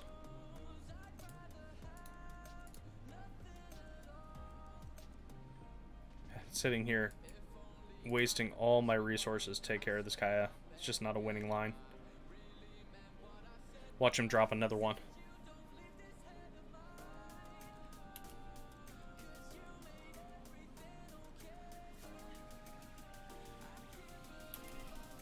Yeah, we're definitely going back to Abzan after this game. Abzan's so much more fun. As I said, it's not the most competitive deck in the format, but it's probably the most fun. Because casting ultimatums, heck yeah. Alrighty.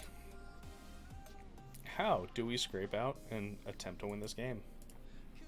That's a very good question.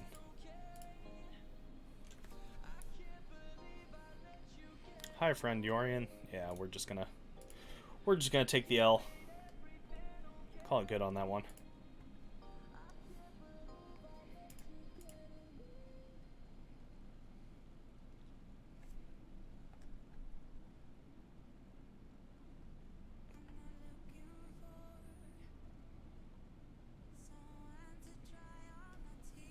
Okay, time for the fun stuff.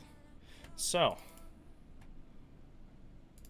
this deck has been so much fun. Not the most consistent, but it can be very powerful, especially in the late game. Eerie Ultimatum, getting back 4 or 5 things is just absolute gas. Sideboard can deal with a lot of different decks. But yeah, it is a lot of fun. So we're going to throw that in a couple games.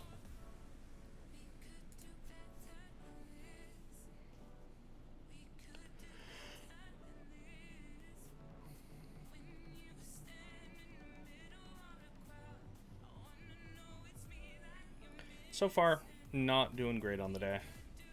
We are 2 and 4.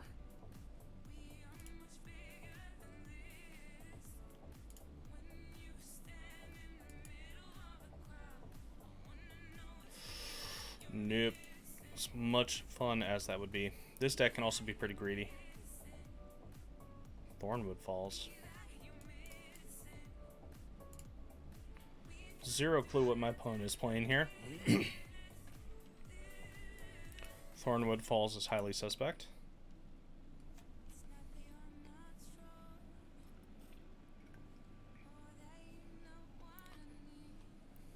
So far, I have no clue what I'm seeing from them. Could be some weird version of Flash, maybe.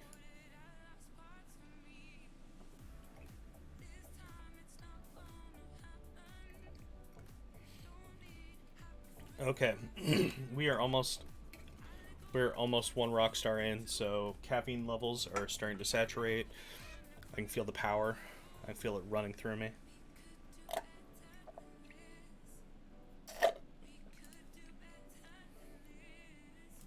Yeah, what is this deck that they're playing?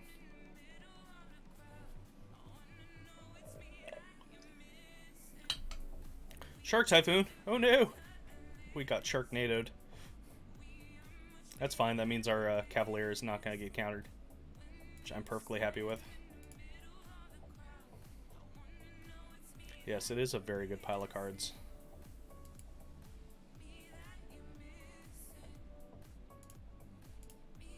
So Eerie Ultimatum going to the yard is actually really good, because if this Cavalier ever dies and doesn't just get exiled, then we get the ultimatum back. And our opponent now sees that and notices that.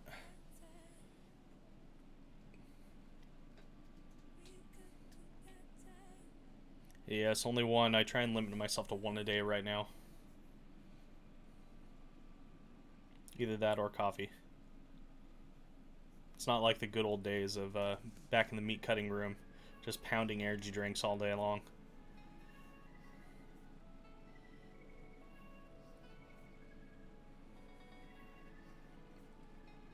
Migration Path. Okay, is he playing toward Ugin here? Could be playing a mass manipulation deck too. That is definitely a possibility.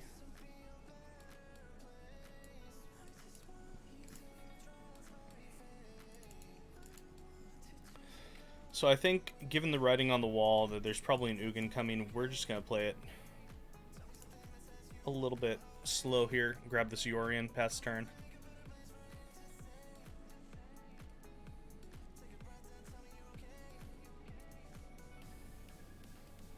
Nice thing is, if he does get rid of the Cavalier with an Ugin, we can just Oath the Kaya it. Oh, and he's not going to. Our opponent wants more value is what that tells me.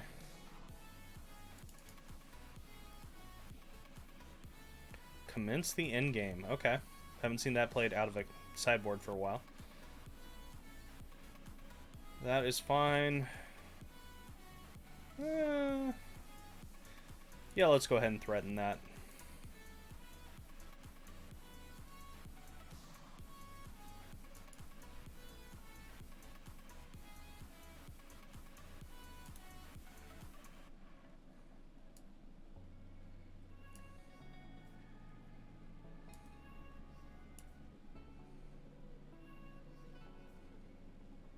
See if this draws out a counterspell.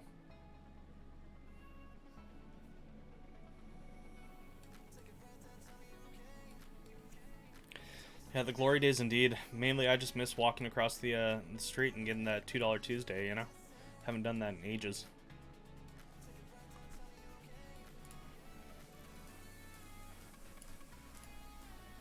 So we're gonna sacrifice this Oath just because I want to really respect the possibility of Ugin here. They're playing a ramp deck, so they have to be playing Ugin.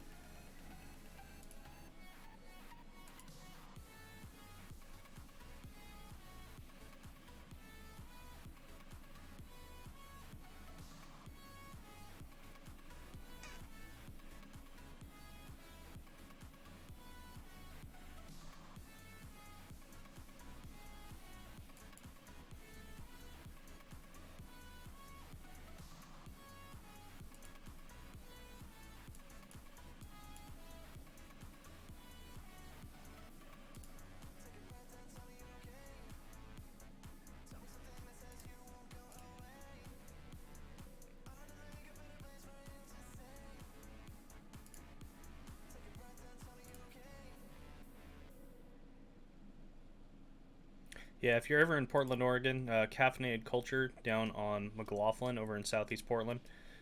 Great little coffee cart there. $2 Tuesdays, you can get all the flavored Red Bull you want. Interesting. Okay. He's getting up to take care of that Vraska.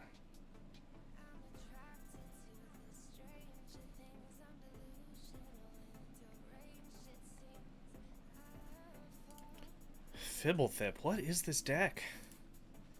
I am so confused.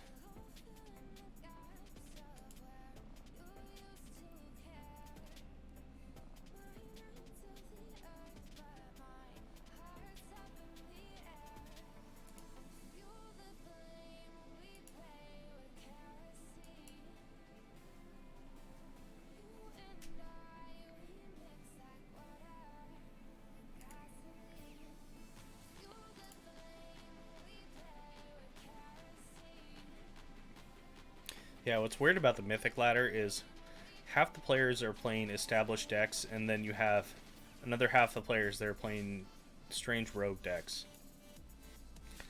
I guess I would definitely fall into the latter as the rogue decks, since I played Phoenix and this today so far.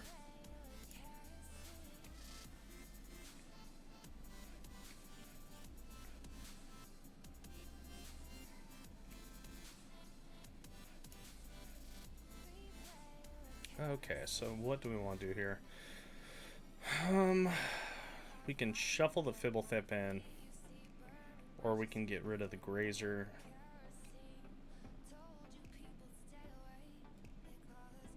He's going to be taking care of my Vraska this next turn regardless of what I do, so we're going to go ahead and kill something. This 2 mana open is really suspicious. So we're going to go ahead and cycle, see what we get here. More mana.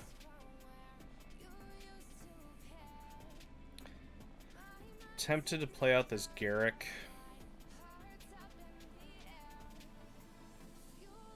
Even though I'm...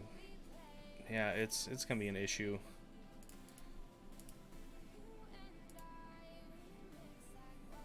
So we haven't really gotten a good chance to get to a point where we're going to, you know, be getting some card advantage. That's the main thing, is they're definitely holding up some form of interaction. Either in the form of counterspell or other. And our goal is to force through enough things to then be able to Eerie Ultimate him.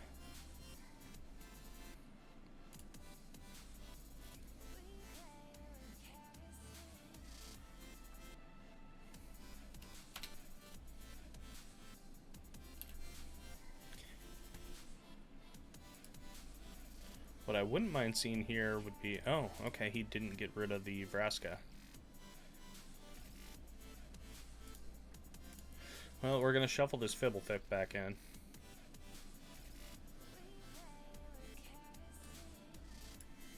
See how he reacts to this Garrick.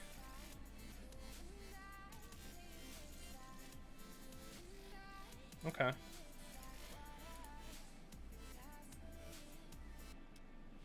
So this next turn is probably when he's going to be pulling the trigger on Nugan. We're going to be eliminating our own Charming Prince if that's the case. Because then we can follow up next turn with an Eerie Ultimatum that's pretty good. Even though they have been holding on to something that's most likely a counterspell pretty much this whole game.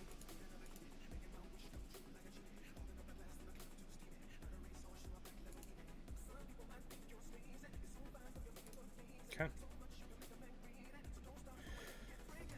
I'm gonna force him, actually.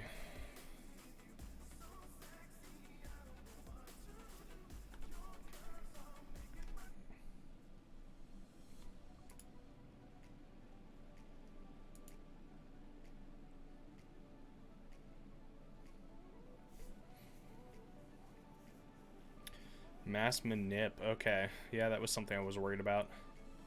Wondering if it was ever going to happen. Nice thing is, this Yorion actually gets him back for me. Because technically I do own the permanents. It says own, not control. Oh, own and control. JK, RTFC again.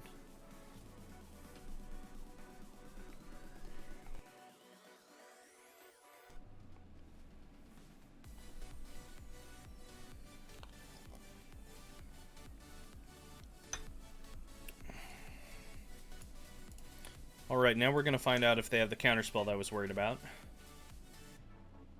Yep, there it is. Whole game. Then holding on to that one. Well, on the plus side, they're not pressuring us very much yet. So, say if we draw into another ultimatum within the next 2 turns or so, we're still pretty good.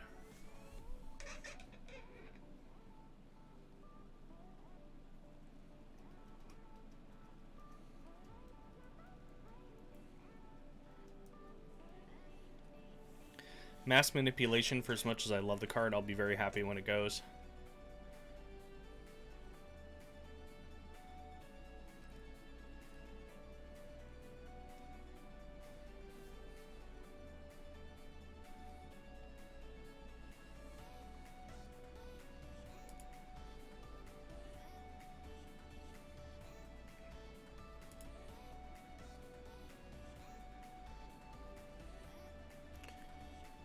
Oh, Yorion, you could be so much better if you only wanted to be.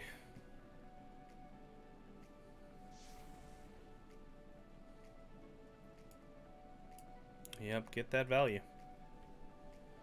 Enjoy your value. Welcome to Value Town.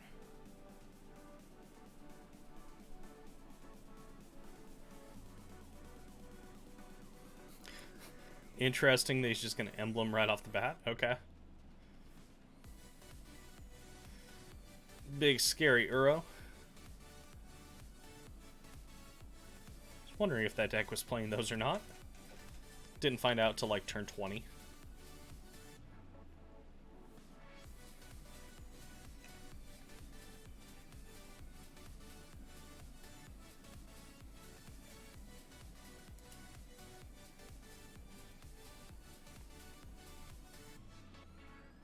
I would say we have about 2 turns left here to draw something. If we don't, we are in some trouble. Hello, Crisis. Yeah. Well, that's not what we wanted to draw. Let's see what's on our top. Anything good? Anything good? That would be a no. That would be a scoop.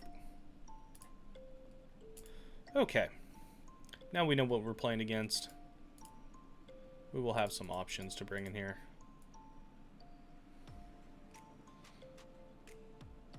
The mass manipulation is definitely a thing.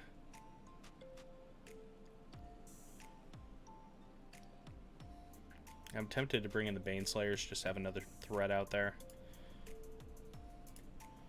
Go ahead and pull the Eliminate. Pull the Elspeth.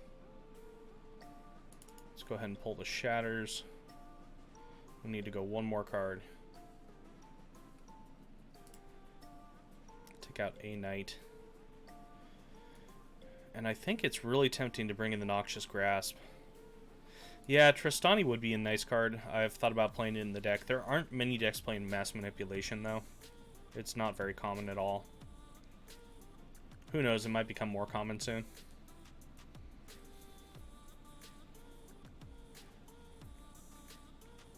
I feel like I should bring in these Noxious Grasp just because he is going to playing those Uros. And he might have some Nissas in there somewhere that I don't know about. Go ahead and take that out. Take out Cultivate. Yeah, Tristani wouldn't be bad for the aggro matches either. At that point, though, I'm just choosing to play Baneslayer over because Baneslayer is so good.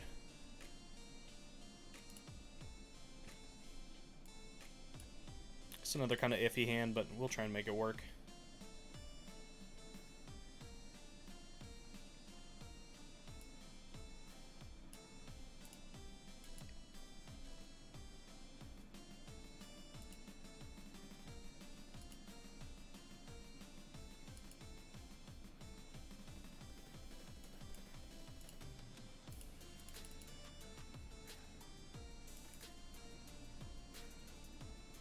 Charming Prince is such a good card. It kind of does everything you want to and more. Smooths out your draws, gains you life, blinks your high value targets. Okay, let's lead off with this, see what we're working with here. Probably going to pull a counterspell yet.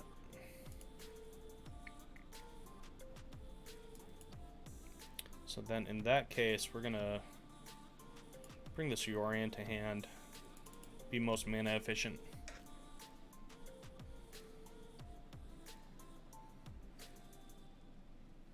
Migration Path, yep. Who thought that people would be playing explosive veggies in Standard?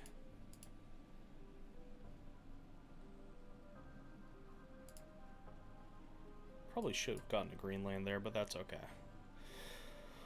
Alright. Kiora Best the Sea God.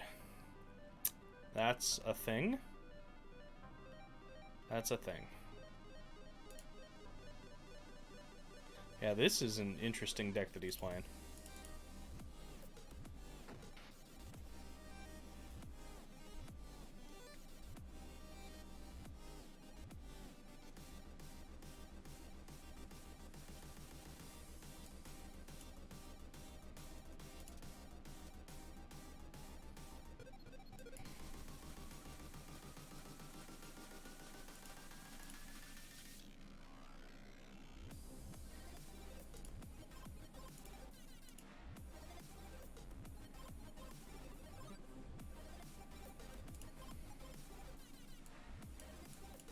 As good as Elspeth Conquers Death is, it's not great in this situation.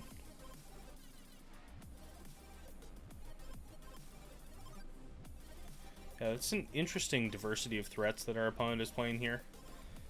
I have a hard time seeing how they deal with aggro. I guess they're gaining a little bit of life here and there. Yeah, we'll go ahead and block the Yorion. I don't mind it dying. We got another follow-up one. And that's a big old Kraken token. Hexproof to boot. Okay, there's an ultimatum. Okay, that's a decent draw, but I can't cast it yet. So that's an issue.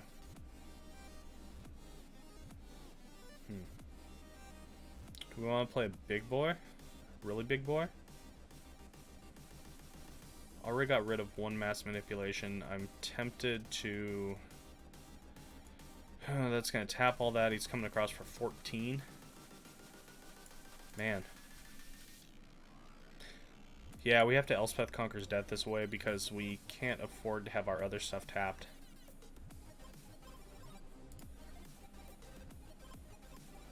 This also makes his interaction during our turn a little bit harder.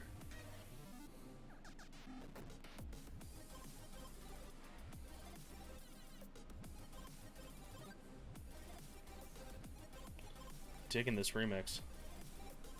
What is this? Turn off your lights. Okay. Okay, so we definitely don't want to take 14 to the face. Actually, no. Let's take it. Our Yorion is a little bit better if we do that.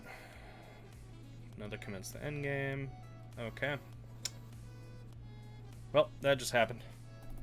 Hey, good game here, opponent. I knew they had that in their hand too, so I'm just... we doing good.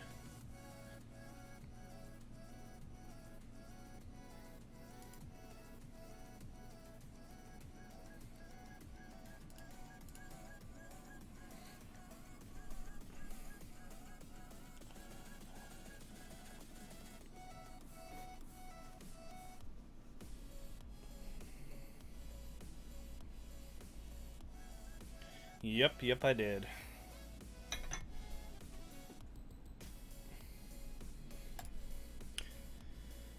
This hand seems just fine. Yeah, especially some of those cards that you don't play against very often or haven't played against for a while. You just forget what they do, so they're not on the top of your head.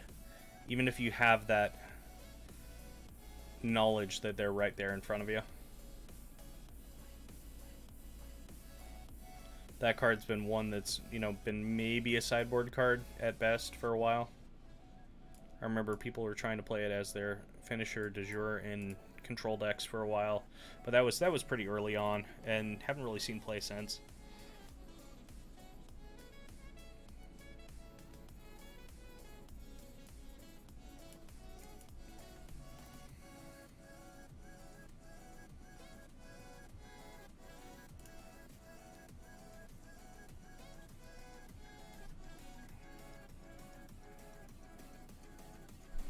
Griffin Airy. Jeez, we're just playing against all of the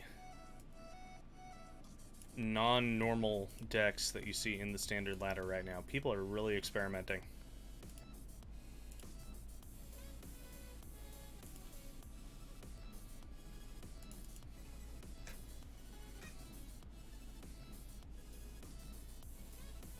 So I haven't played against a life gain deck for I don't know how many weeks now.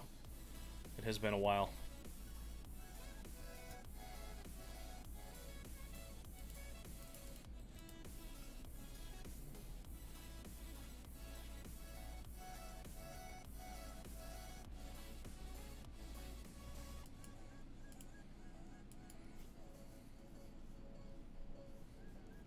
Yeah, well, even after the bans, it's been pretty stable. Oh, I should have Kai'd. My bad. It's been pretty stable with the decks that have been at top. Sultai has definitely been the #1 deck. Teamer Adventures and Teamer Elementals have been kind of in that secondary slot. Cycle is not bad.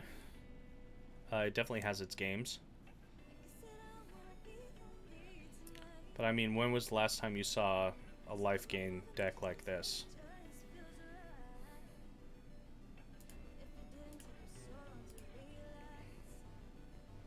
Nice thing is Kaya is going to hold down the fort here for a little while.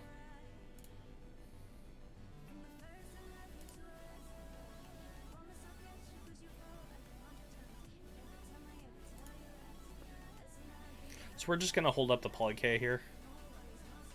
Pelucranos is actually very good in a lot of the regular meta. Yep.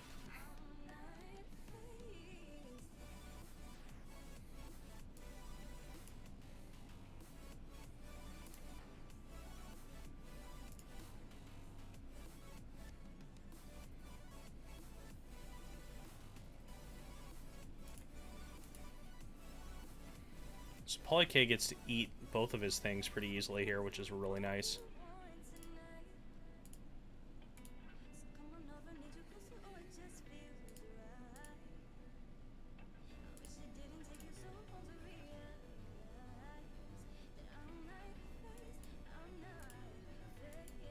Yeah, I don't think he can fight through this Kaya.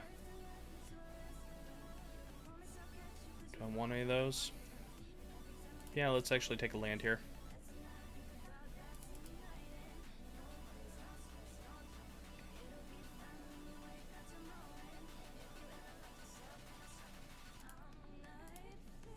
Our opponent giving us the good game. Okay, so what are we going to do against life gain? That one's weird. Definitely going to bring in Knight because it's going to get rid of the weird shenanigans. So we have a couple things that we can bring in. Elspeth Conquers Death will be good for the long run. This doesn't really seem like Cry the Carnarium kind of game. What do we want to cut for this? He's going to try and go pretty fast on us, I would think. So they're usually playing the Ajanis, which might be a good reason to bring in Deadweight, but Elspeth can come out. We'll cut a Cavalier. No, Vraska's going to be okay in this one. Get rid of one of the Bellhaunts? No. It's actually really hard to figure out how I want to sideboard this. Get rid of the Glow Spores. Do we want to take any of those other things? No. Let's go ahead and run it this way.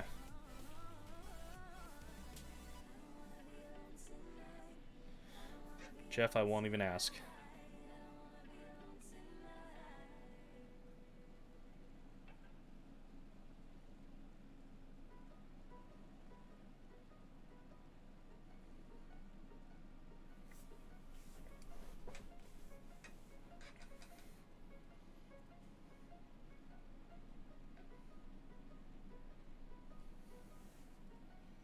Our opponent's trying to figure out how they're going to deal with this. Probably going to need to get bigger.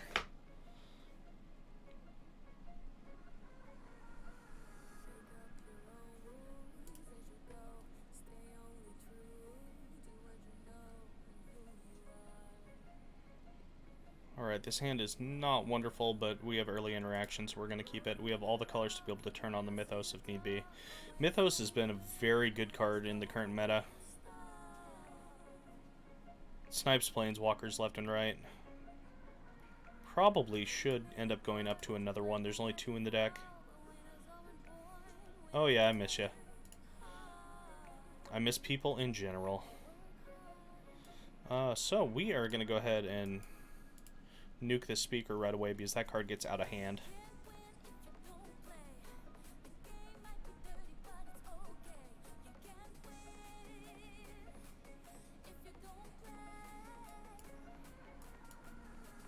Yep, so we're just going to go ahead and keep working on the curve here. Just keeping them down.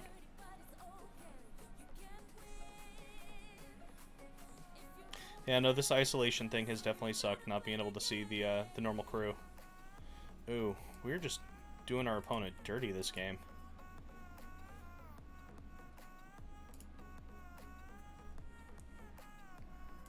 And we already get the GG from him.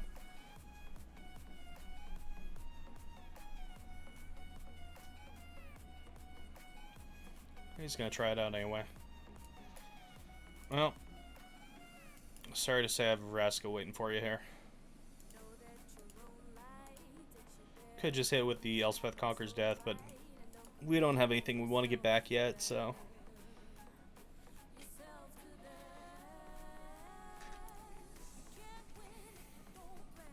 Oh, I've run out of ways to kill his things. No, that's not true.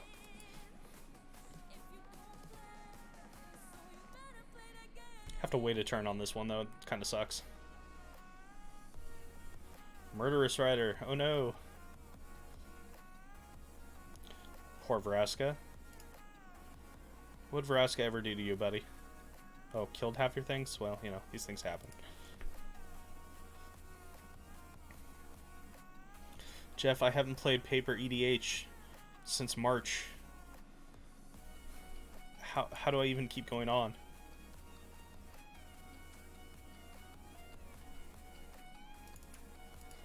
I haven't been able to draw any first bloods or take victims, you know? It's not the same.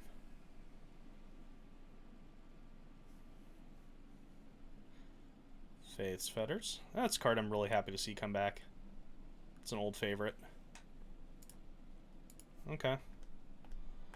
Well, we're 1-1. Let's run it back for one more game here and see if we keep the 1-2 streak go up.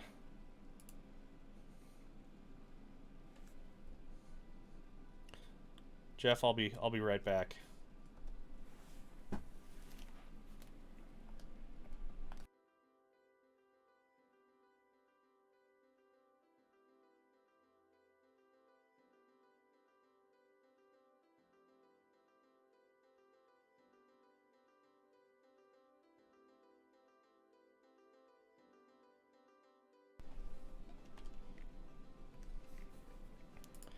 Alright, just had to grab something really quick.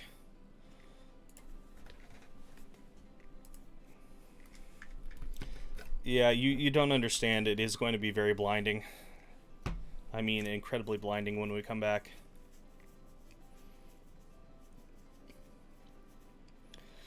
There are definitely some toys you haven't seen yet.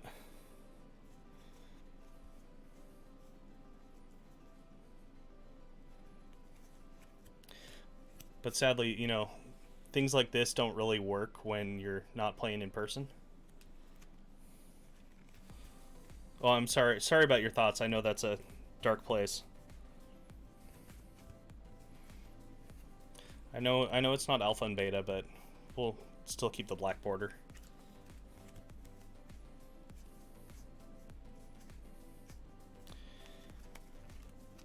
And then apparently these have shot up to like 175? Something crazy? Something absolutely crazy? Okay, yeah, this hand's fine. We'll see where we can go with this.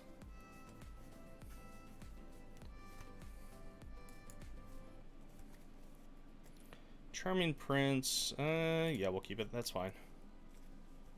Oh, you can't see the cards, you're on your phone. Then that's super sad because I won't be able to show you the beautiful Judge Foil Wheel of Fortune. Because, you know, it's shiny and wonderful. Okay, let's lead off here with Charming Prince.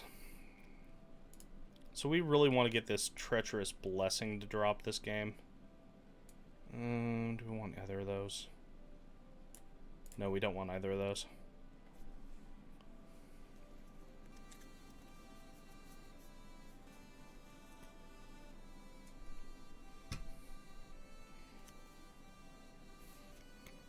We got, you know, the nice promo briberies too.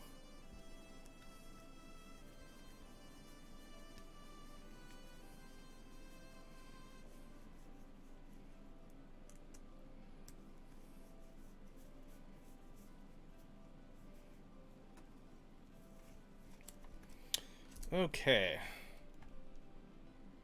He left us open, so we're... no, we're not going to play out this Treacherous Blessing quite yet. I should have played the Temple there. So we don't want to have to discard a card, if possible.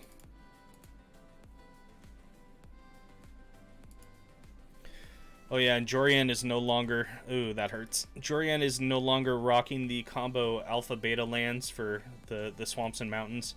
It now has the actual Izzet set that I was going for.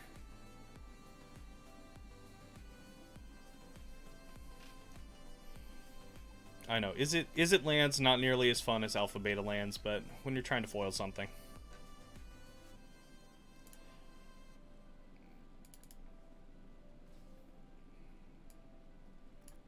Alright, this turn we don't get to play the Vraska, sadly, so we're going to go ahead and play this Elspeth.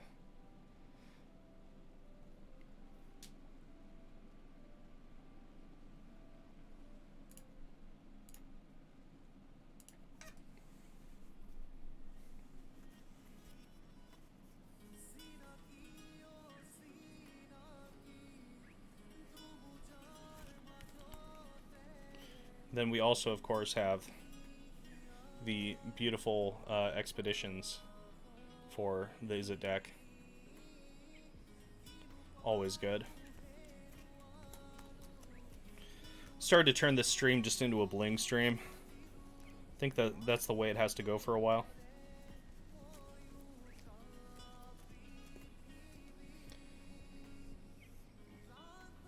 Alright, that's black land, so that's good. Actually gonna get aggro with these tokens here.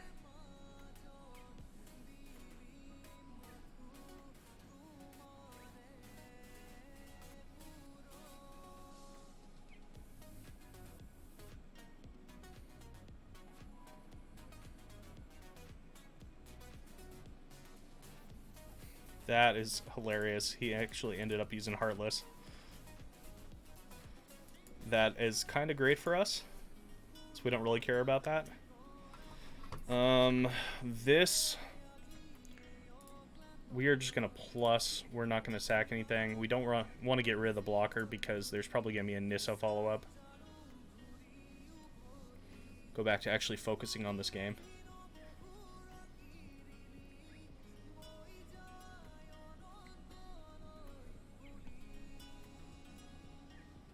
Casualties. That's no bueno.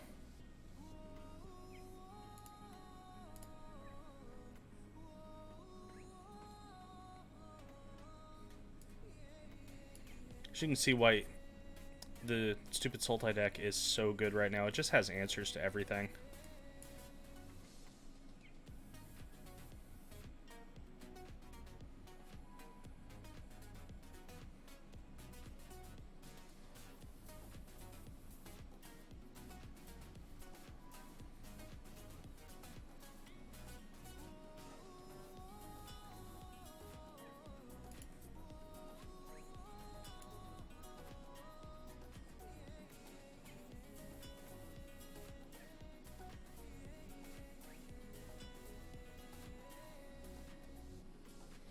Yeah, it also has the most effective interaction by far out of any of the decks.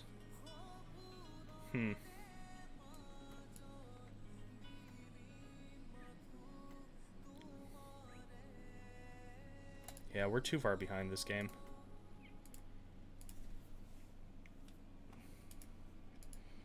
I am scooping a little bit earlier than I probably should be these games, but that's because we're impatient at the moment. You know how it is. Once you get on tilt, you're always on tilt. It's something to try and fight through, but I'm not going to worry about it today. Keep those other pieces. Get rid of this Elspeth. Get rid of these glow spores. There was Skoos in here at one point. I was running 2 of them, but because of the nature of the deck being a 70-card deck, it's weird. Out of like 12, 13 games I played, I saw the Skooses once. They just did not want to come to me in the matchups I needed them for. So while it is a very good early card, it's hard to say. It's really hard to say. You could play it in the sideboard too. Sideboard slots are fairly immobile at the time being, but then again, things are changing. As I said, the deck is more for the fun of it anyway.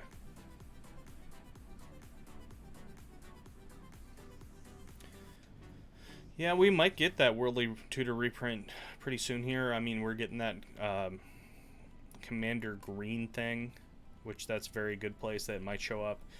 Commander Legends is also a very good place that might show up. Highly doubt it'll be in the auxiliary slot on the Zendikar packs. Main thing recently has been the scuttlebutt about that auxiliary slot having fetch lands,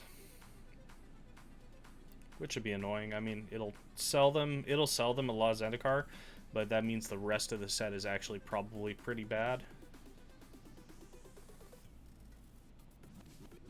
Then it'll have the same exact effect of, hey, everyone's going to open up collector's boosters and not regular stuff, so the regular stuff is going to have 0 value, which is great for if you want to play Paper Magic, but right now is not a good time for Paper Magic. Yeah, new Omnath will be a lot of fun. We'll see what white brings to him.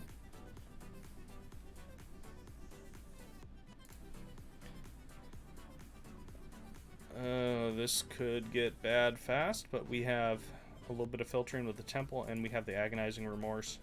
So we can at least see how our death is going to happen.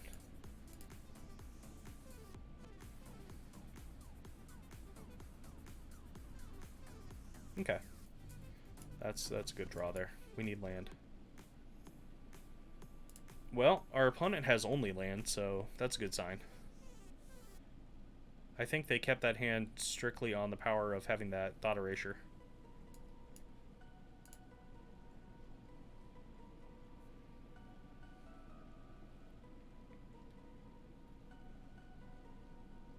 Well, Ugin, you're not what I want to be seeing right now.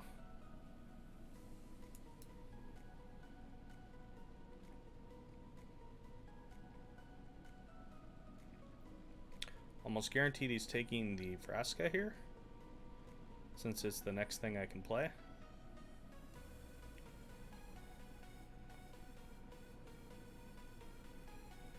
Be hilarious if he takes the Ugin. Nope, Vraska.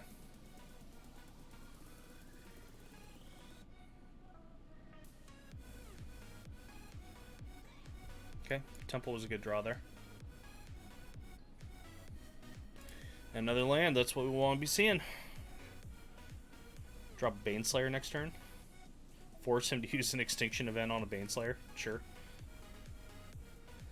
So if we can go land here, then we can get to the Garruk and we'll be pretty happy.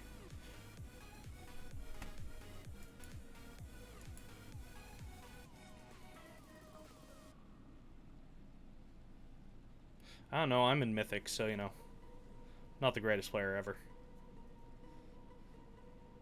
Then again, I'm definitely playing off meta. And screwing around a lot. Missing pretty easy plays.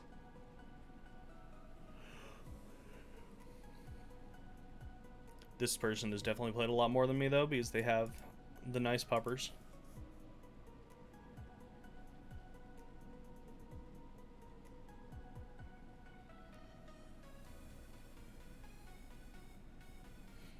Well, the annoying thing about Mythic is really you have to play on a daily basis to keep it up. Otherwise, you're not really having any gains on the ladder at all. You're always staying kind of in that low 90, higher 80%. Because you lose like 6% a day. Do I play the Polycade? No, we're just going to kill the Uro.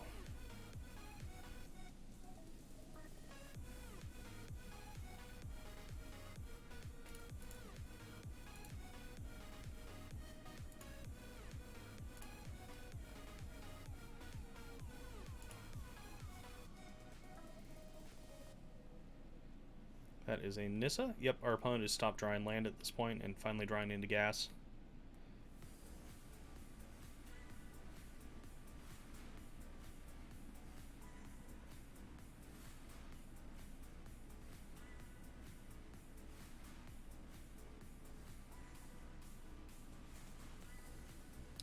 Yeah, Brawl is something I've never really gotten into on Arena.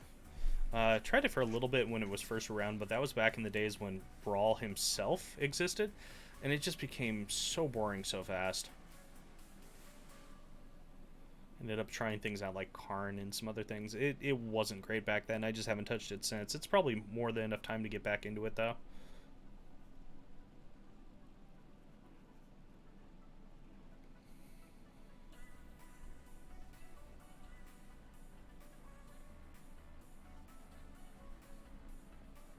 Yeah, I would think Nissa would be very good. I would think Nicol Bolas would be really good.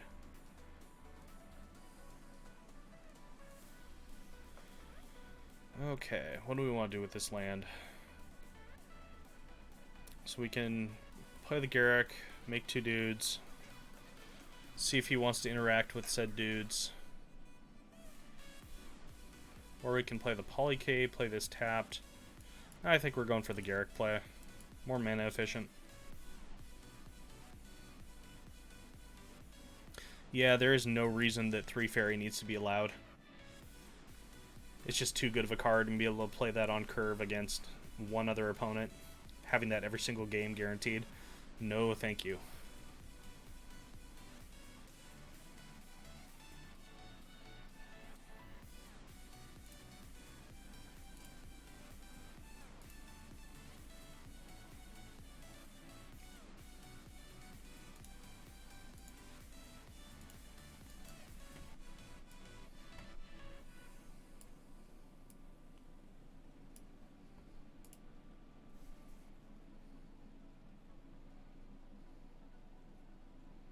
He minded his own business. Yeah. I don't know about that.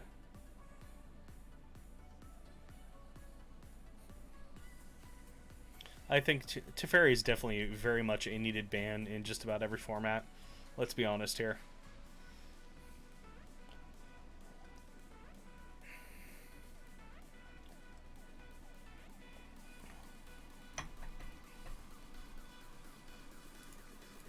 Oh no, my puppers.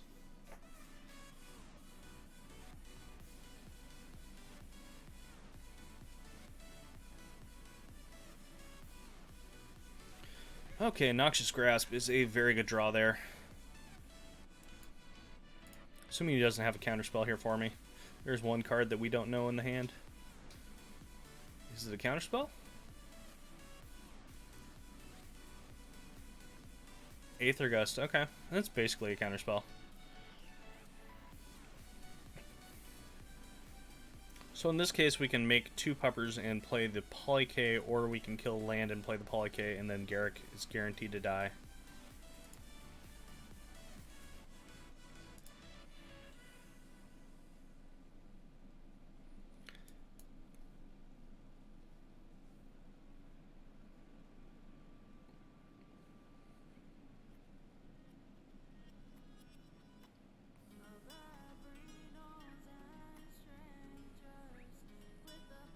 Okay.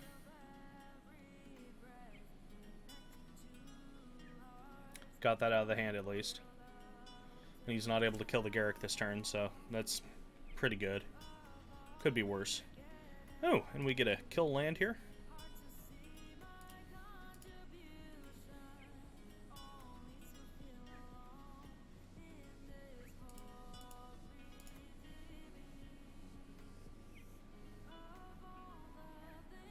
Next turn we get to kill another land with another Yorion.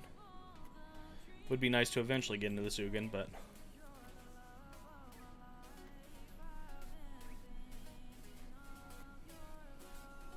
And this Uro is going to be a little bit not so helpful here pretty quickly.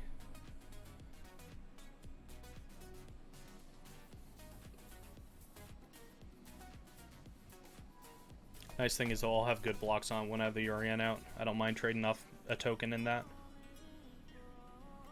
Oh, and he's doing that. Okay, sure. All day long, friend. All day long. Just Lando yourself as much as you want.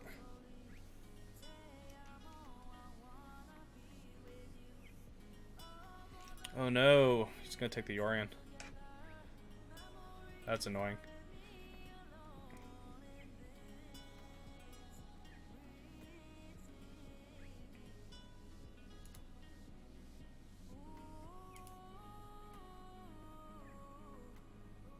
So now we're hoping to draw into an untapped forest. Or Baneslayer, that works too. That could be worse.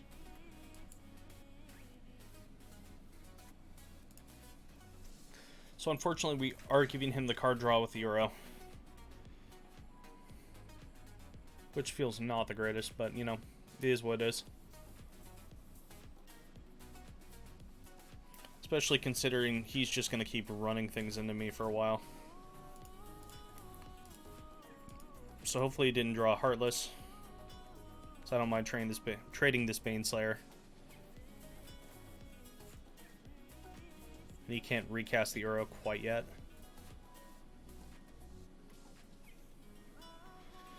But he has another one. That's okay. This one's not going to land on the battlefield at least. Well, you are the wrong land. That's okay. We're going to hit down this Nissa for a little bit here.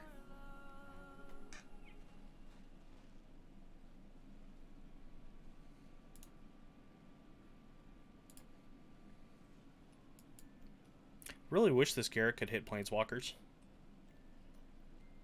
Be much more in tune with his old green-black variant.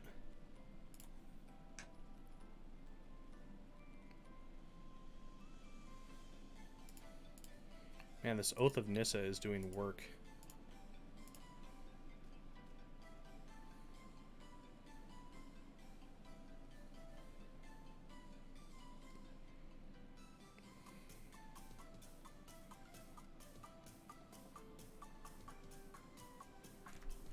Right, so that is not the land we wanted, but that's okay. We're going to be able to Mythos this Nissa. That does give him a 5th card for an Uro, but at the same time, I think that's okay. Let's go ahead and kill a land first. So that'll give him another card too.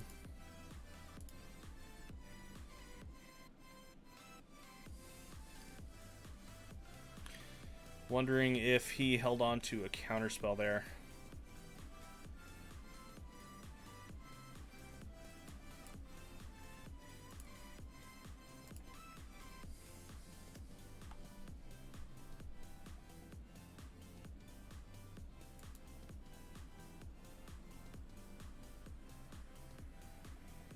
Caw mother truckers, there we go.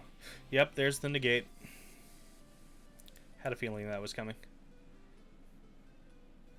Well, this guy lets scrying to a land at least. Ooh, I like both of those. We're just gonna go top. Because he's almost guaranteed gonna be playing this Uro next turn.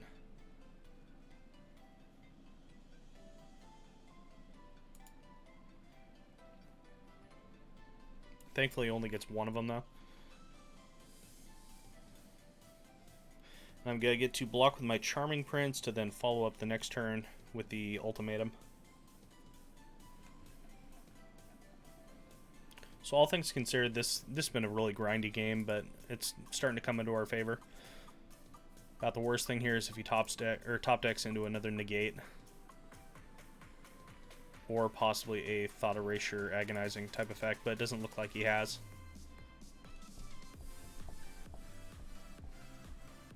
Still waiting on friggin' Hydroid Crisis to come down and draw a million cards.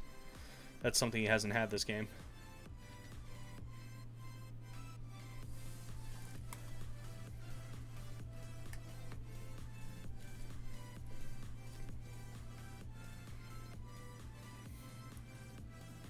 Okay, so Temptation here.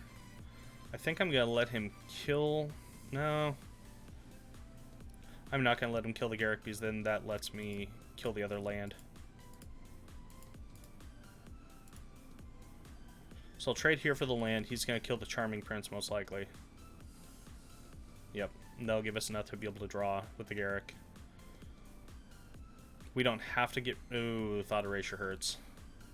That really hurts. Okay, that changes our plans a bit.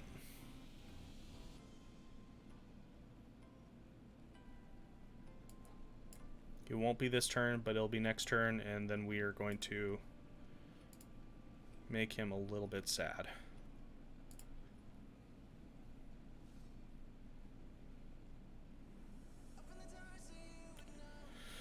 Or we could just do it this turn. You know, whatever works.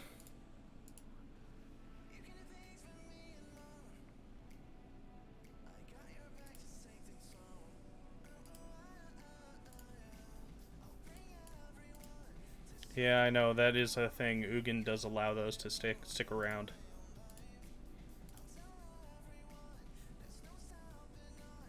Garruk, on the other hand. See, now that wasn't even a very good Eerie Ultimatum, all things considered. They get a lot better. But in that situation, it did what it needed to do. That was a grind fest. Which that happens sometimes with this deck. Yeah, we're going to throw it back. Okay, so the goal here is to go win this match, and then we'll go 2-1 with this deck. We'll beat the 1-2 streak for the day. Get out of the complete gutter.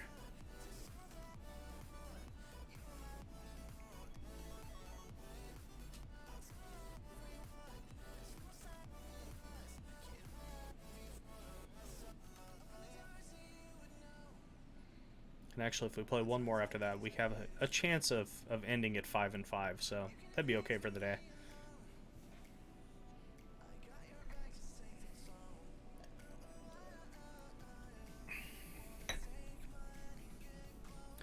I can only imagine, Jeff. I can only imagine. I'd say go get a haircut, hippie, but, you know.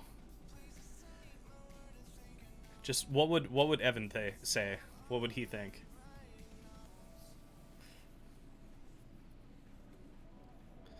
And by that, I mean he can go and get... Yeah.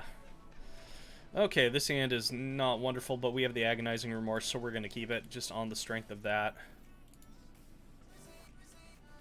Just because hand disruption is so good against any of these Sultai decks. Actually. Let's lead off this way. We're probably going to want to cycle this Adantha, just so we can find something else. And he's going to Agonizing Remorse us. So he's going to take this Agonizing Remorse. Or is he going to take Cavalier? What do you want there, buddy?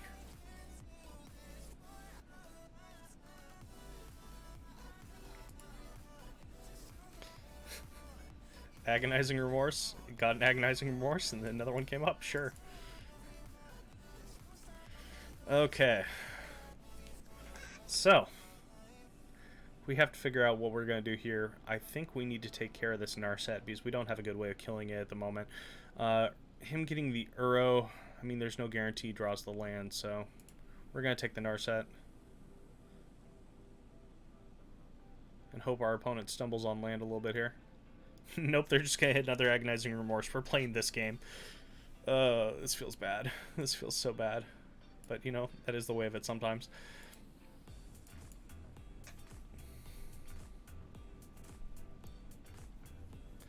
So, we could go for this Vraska, but we're not going to. Just because I know it's going to eat the counterspell.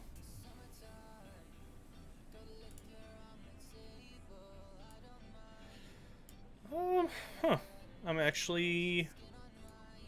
So we play that. No, that's going to shuffle that away regardless. Let's go ahead and keep the Garruk, get rid of the Birth.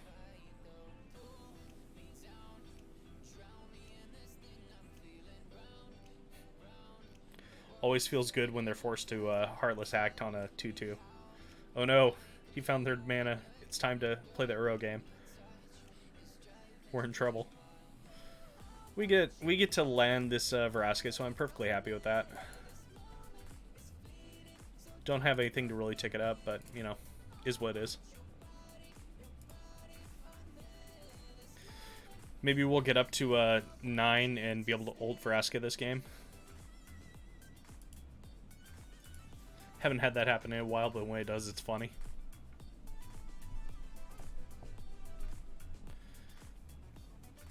Okay, so if we draw land... Ooh, an untapped land. That is perfect. So we're going to Garruk, make 2 wolves, and then sack 1. That is about as good as it could get. So we have plenty of green, we need black, and we need white. Oops. Went with the wrong one there, but that's okay.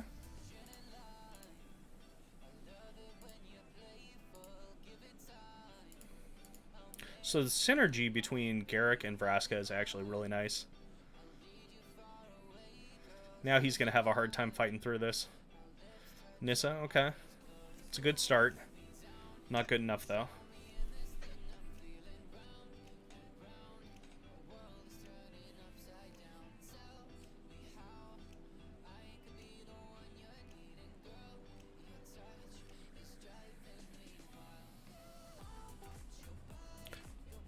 Is he deciding he doesn't want to give the Garruk another counter?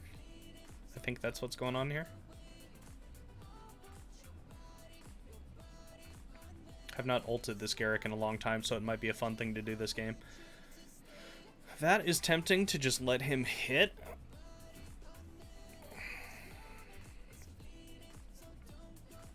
But we're not going to.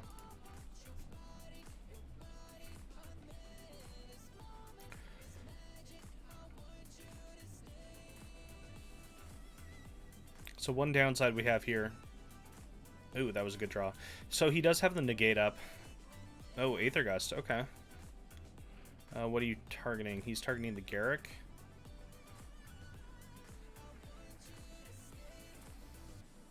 Yeah, we'll still put that on top. I think that is vital enough that we need to. Okay, so he's been short on mana the whole game. Unfortunately, we can't really Vraska it, but we could Shatter and then follow up with the Charming Prince, which I think is okay. It cuts him off more mana. He's going to be able to cast that regardless.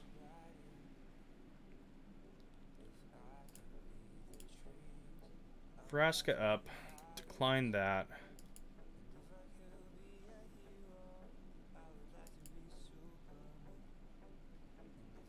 Something really satisfying about killing all your opponent's lands.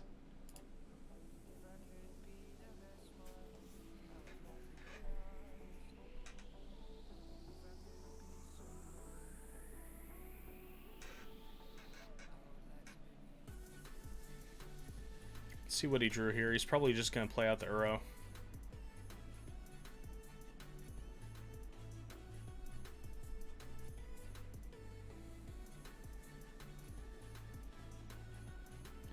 Extinction event, okay. Well, that lets us play out the Cavalier next turn.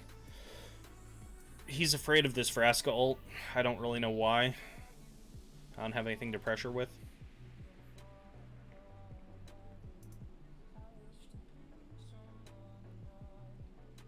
This guarantees he doesn't get the Uro out this turn, unless he really, really wants to. He could untap one of those forests and then use it, but...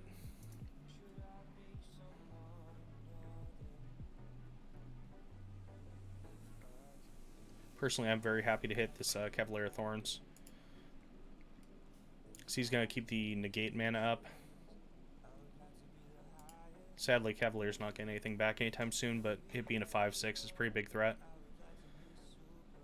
Yeah, you never know what the Cavalier is going to mill in.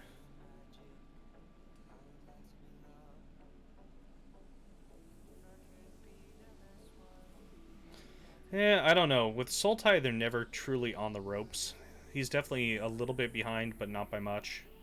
He has to figure out how to deal with this Vraska. Is the main problem. He played this Uro, but the Uro is going to die to the Vraska regardless.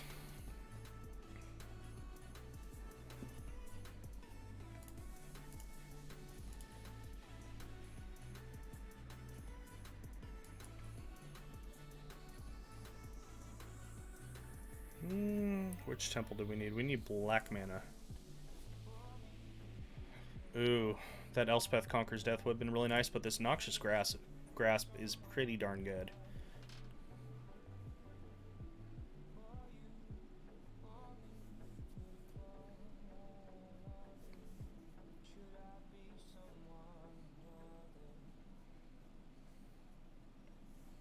Alrighty. So, interestingly enough, I'm going to fire this off. He's going to negate it. We're going to kill something, and then we're going to Yorion it. Yeah, that seems decent.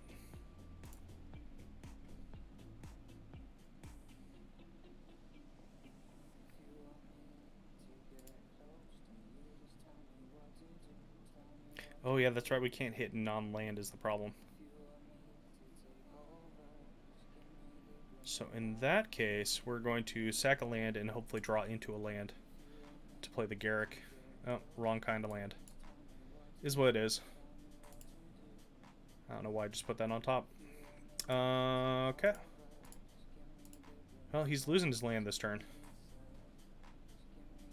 Which will almost... Okay, it doesn't quite turn that on.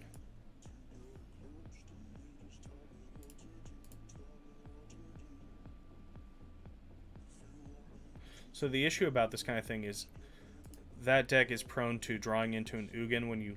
Oh man, all those Elspeth Conquers Deaths. The deck is prone to drawing into an Ugin when you least want to see it happen. Or a Krasis to draw back out of it. My guess is this is probably a Krasis. Could be a Casualties. Casualties wouldn't be great here. No, it's Krasis.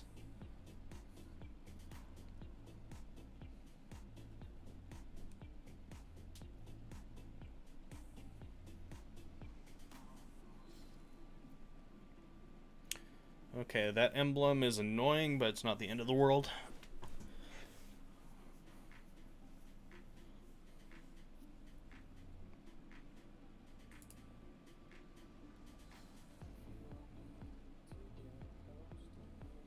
Sideboard changes if we do go to a game 3. The Oath of Kaya has definitely come out. Oh, we drew into another one. Okay.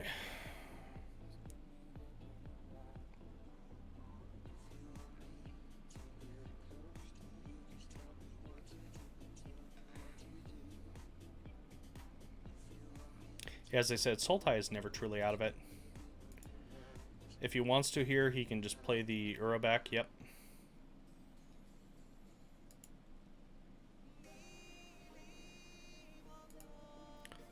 Sultai can just come back in so many different ways. Deck's really annoying. So we're probably going to play the Garruk, kill the Uro, because we don't want him to sustain the card draw. That is definitely one of our biggest issues right now. He's going to have 3 attackers coming at us, which is more than a little bit annoying.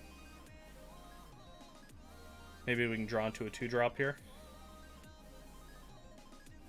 Nope, that would not be a 2-drop. Okay. So we'll have that air tapped.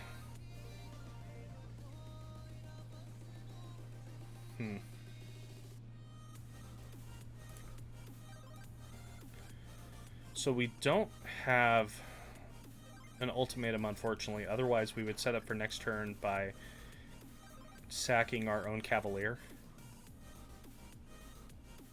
Because an ultimatum pretty much ends this game. But without it, we are going to have some issues. Bellhaunt, okay. It's an okay blocker. So he's going to get multiple attacks. And my Garruk is going to die this next turn, but that's okay. So basically what we're going to try and do over the next 2 turns is we're going to play a Cavalier. We're going to hope that it will mull an ultimatum. Then we're going to sack the Cavalier to the Vraska, put the ultimatum on top of the deck, and hopefully just win from there.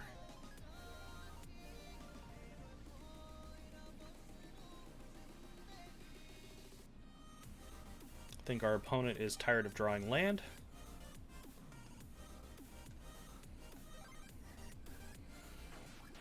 Yep, Garruk is dying a horrible death, unfortunately.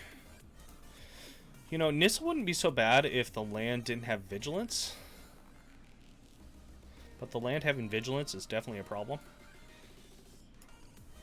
Okay, so what are we going to mull here? Okay, so there's our Aerial Ultimatum. Perfect. So let's play this Birth of Meletis first. Basically, this is going to force him. He has to draw into a counterspell, otherwise he is going to be in a world of hurt. Oh, no, don't want to do that.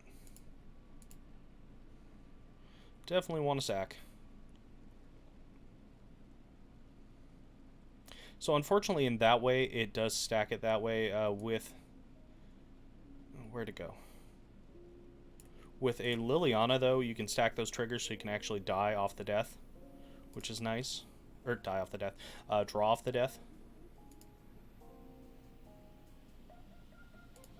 So we don't really care too much. I was going to say we don't really care too much about our Vraska dying.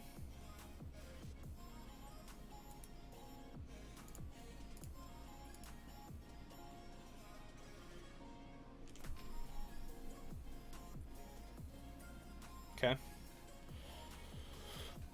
So, we are fingers crossed that he... Okay, he didn't draw into it.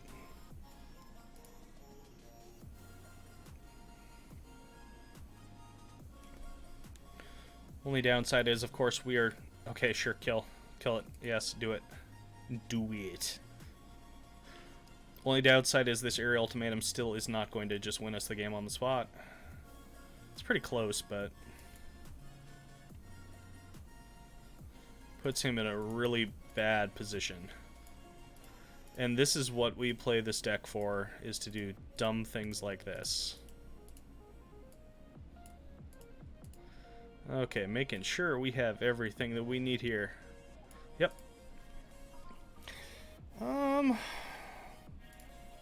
Yep.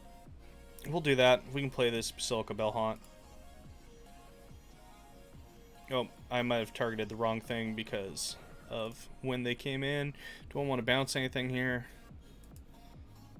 No, let's just gain some life. Yeah, the Oath of Kaya unfortunately did target that also. Get that on the bottom. So that was a semi-mistake that happened there. Bellhaunt's not really going to do much. So, if he draws an Ugin, we are in trouble. Hopefully he won't draw an Ugin. Oh god. It's literally underneath the dog at the moment.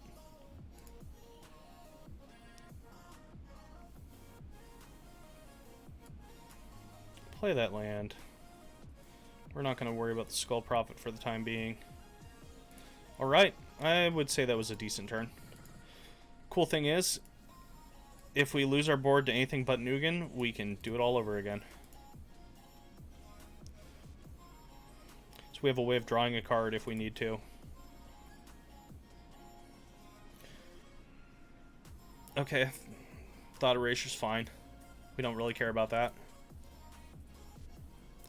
So we're literally just going to ult again next turn. We're going to sack the Cavalier, draw the card, cycle the Triumph.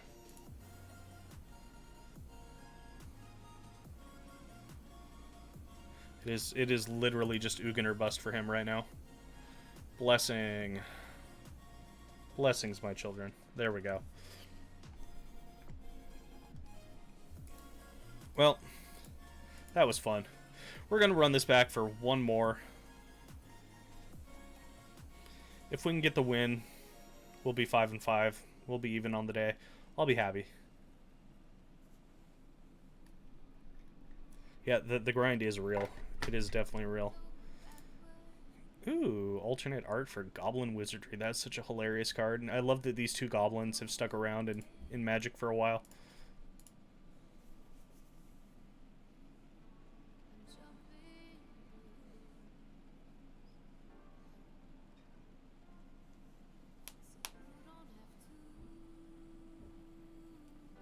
That's the fun thing about this Abzan deck, is it can definitely, in that later stage, just grind out and play huge spells on your opponent. Oh, okay. So this is most likely... Let's see if he plays red mana here or not. Nope, this is probably mono black aggro. Okay.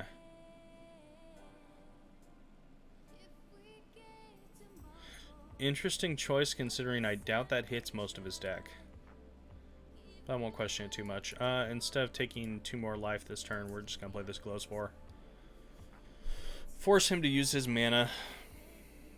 Don't care about that. Just like Fibblethip.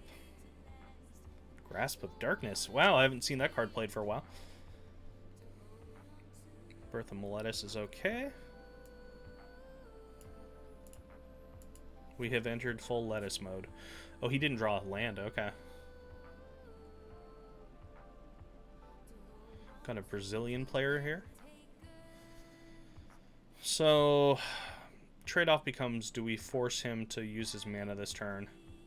Lose our dude. Not really have much else going on. I think we wait 1 turn. If he wants to do it, he can hit us for... Okay.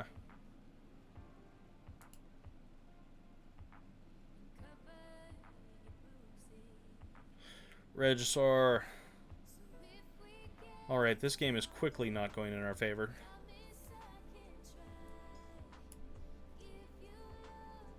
Nope.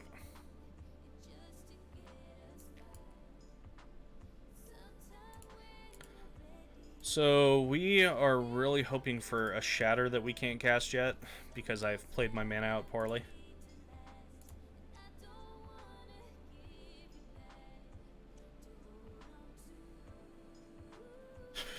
Ooh, it's a flying dinosaur. No, thank you. That's terrifying. 2, 3, 4. So now I know why he brought that in, because it actually does affect that. Okay. That does nothing. That does nothing. That does... Cry actually wouldn't be terrible against what they're doing. But his things do kind of grow outside of it really quickly. We're going to bring in some Agonizing Remorse. Just because... The Regisaur is scary.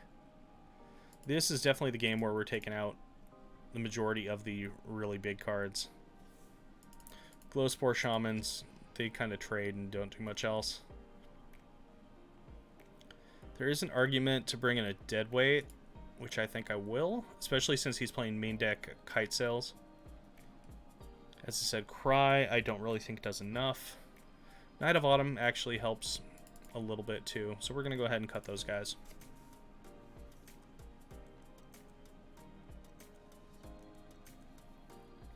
Really what we want to be doing in this matchup is landing a Baneslayer. Play first. Okay, this hand is just fine. So depending on what our opponent does turn 1, we're either going to be deadweighting or playing Birth of Meletis. Birth is going to get us up there. Oh, and he's mulliganing multiple times.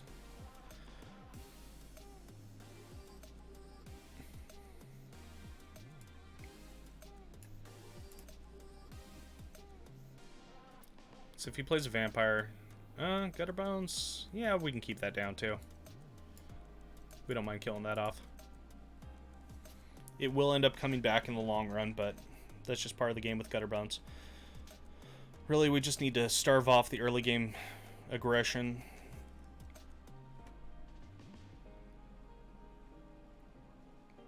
So if we play out the Knight here, it gets a little bit bigger. It forces him to trade that way. Yeah, I think that's fine. We're going to be taking damage either way.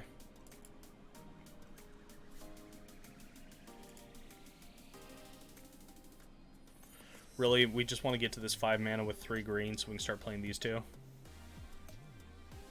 He's going to trade his whole turn here, which is fine with me.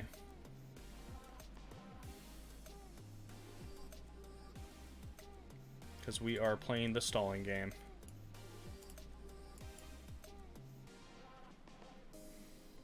Alright, so we got our Elspeth Conquers Death. That's going to be pretty big. It's going to bring us back this Knight of Autumn. I'm a little bit terrified about his Registrars flying over top, but Spawn of Mayhem, that works too.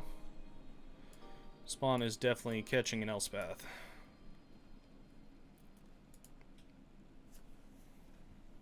And now we have a good blocker too, which we can force him to use up his turn. Rankle, that's vaguely annoying. But we do have a good answer to the Rankle too. He's not going to make us sack, but he might make us discard, which I'm okay with because I can get rid of this Agonizing Remorse. Oh, no. Not even doing that. Okay.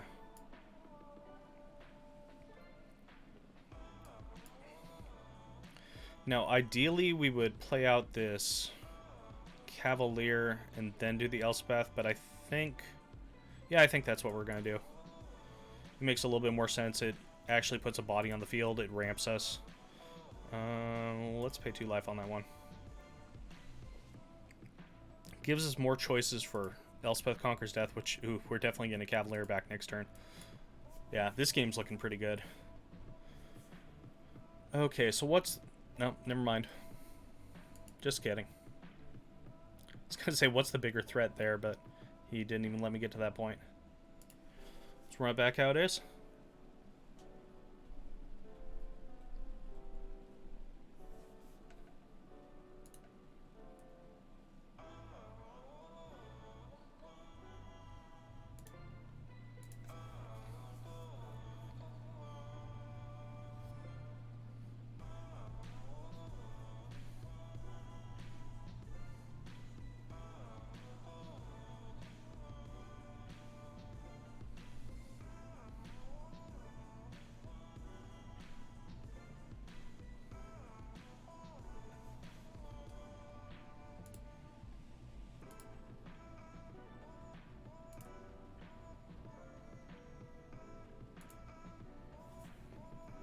Alright, this hand I think is just fine. We have a little bit of life gain. Oath-Kai to take care of something early. Elspeth to take care of later. We're definitely going to need to draw some mana, though. Treacherous Blessing is both really good and really bad. Draws us into the cards we need, but at the same time it can really hurt. A lot of times I will take it out against aggro.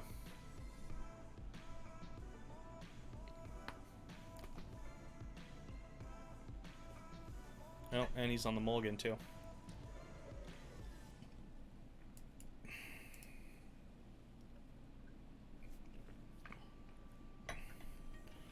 Riven out with the knight.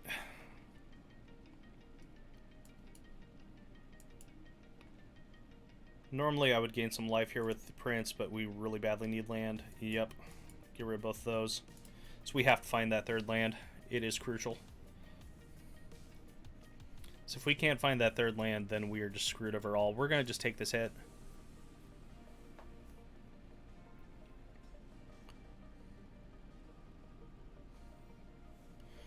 Ooh, that is not that land. Okay.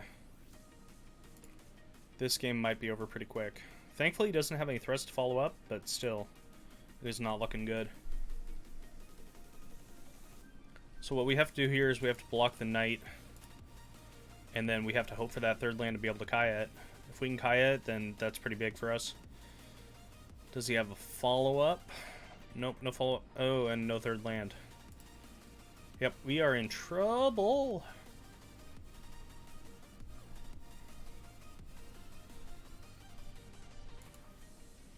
Well, so much for my going 5-5 today. He's going to follow this up with a threat. Gutter Bones, anything else? Wow. Wow.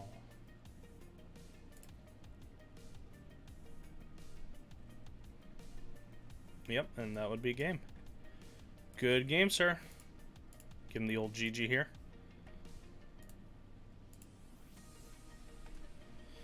Unfortunately, that is going to put us in the negative for today, but that's okay. Some days are just like that. Well, that is going to be it for the stream. Thanks for joining us today. Thanks for sticking around and chatting. If you like what you see, feel free to follow me at MTG2020 over on Twitter, over on YouTube, over on Twitch. Feel free to throw that like, that follow, that subscribe on whichever platform you're watching on. I will be back with more Magic on Wednesday, and that is going to do it for the rest of today. Just quick shout out to Epic Gaming, card shop located down here in Milwaukee, Oregon, just south of Portland. Card shop / event space. Unfortunately, with the happenings in the world, the event space has been not really eventing lately, but you can still go to epicgamingpdx.com to find whatever kind of physical card needs you have, be it Magic, be it Final Fantasy, TCG, Yu-Gi-Oh, Pokemon. There's also some board games for sale on there. Feel free to throw them a follow on their social media too. Ton of videos going out on both YouTube and Facebook. Weekly tournaments, and they are still doing net plays on Sunday for Super Smash Brothers. It's one of the longest running Super Smash Brothers tournaments on the West Coast for Melee. And yeah, that is going to do it. Thanks for joining us. I will see you next time.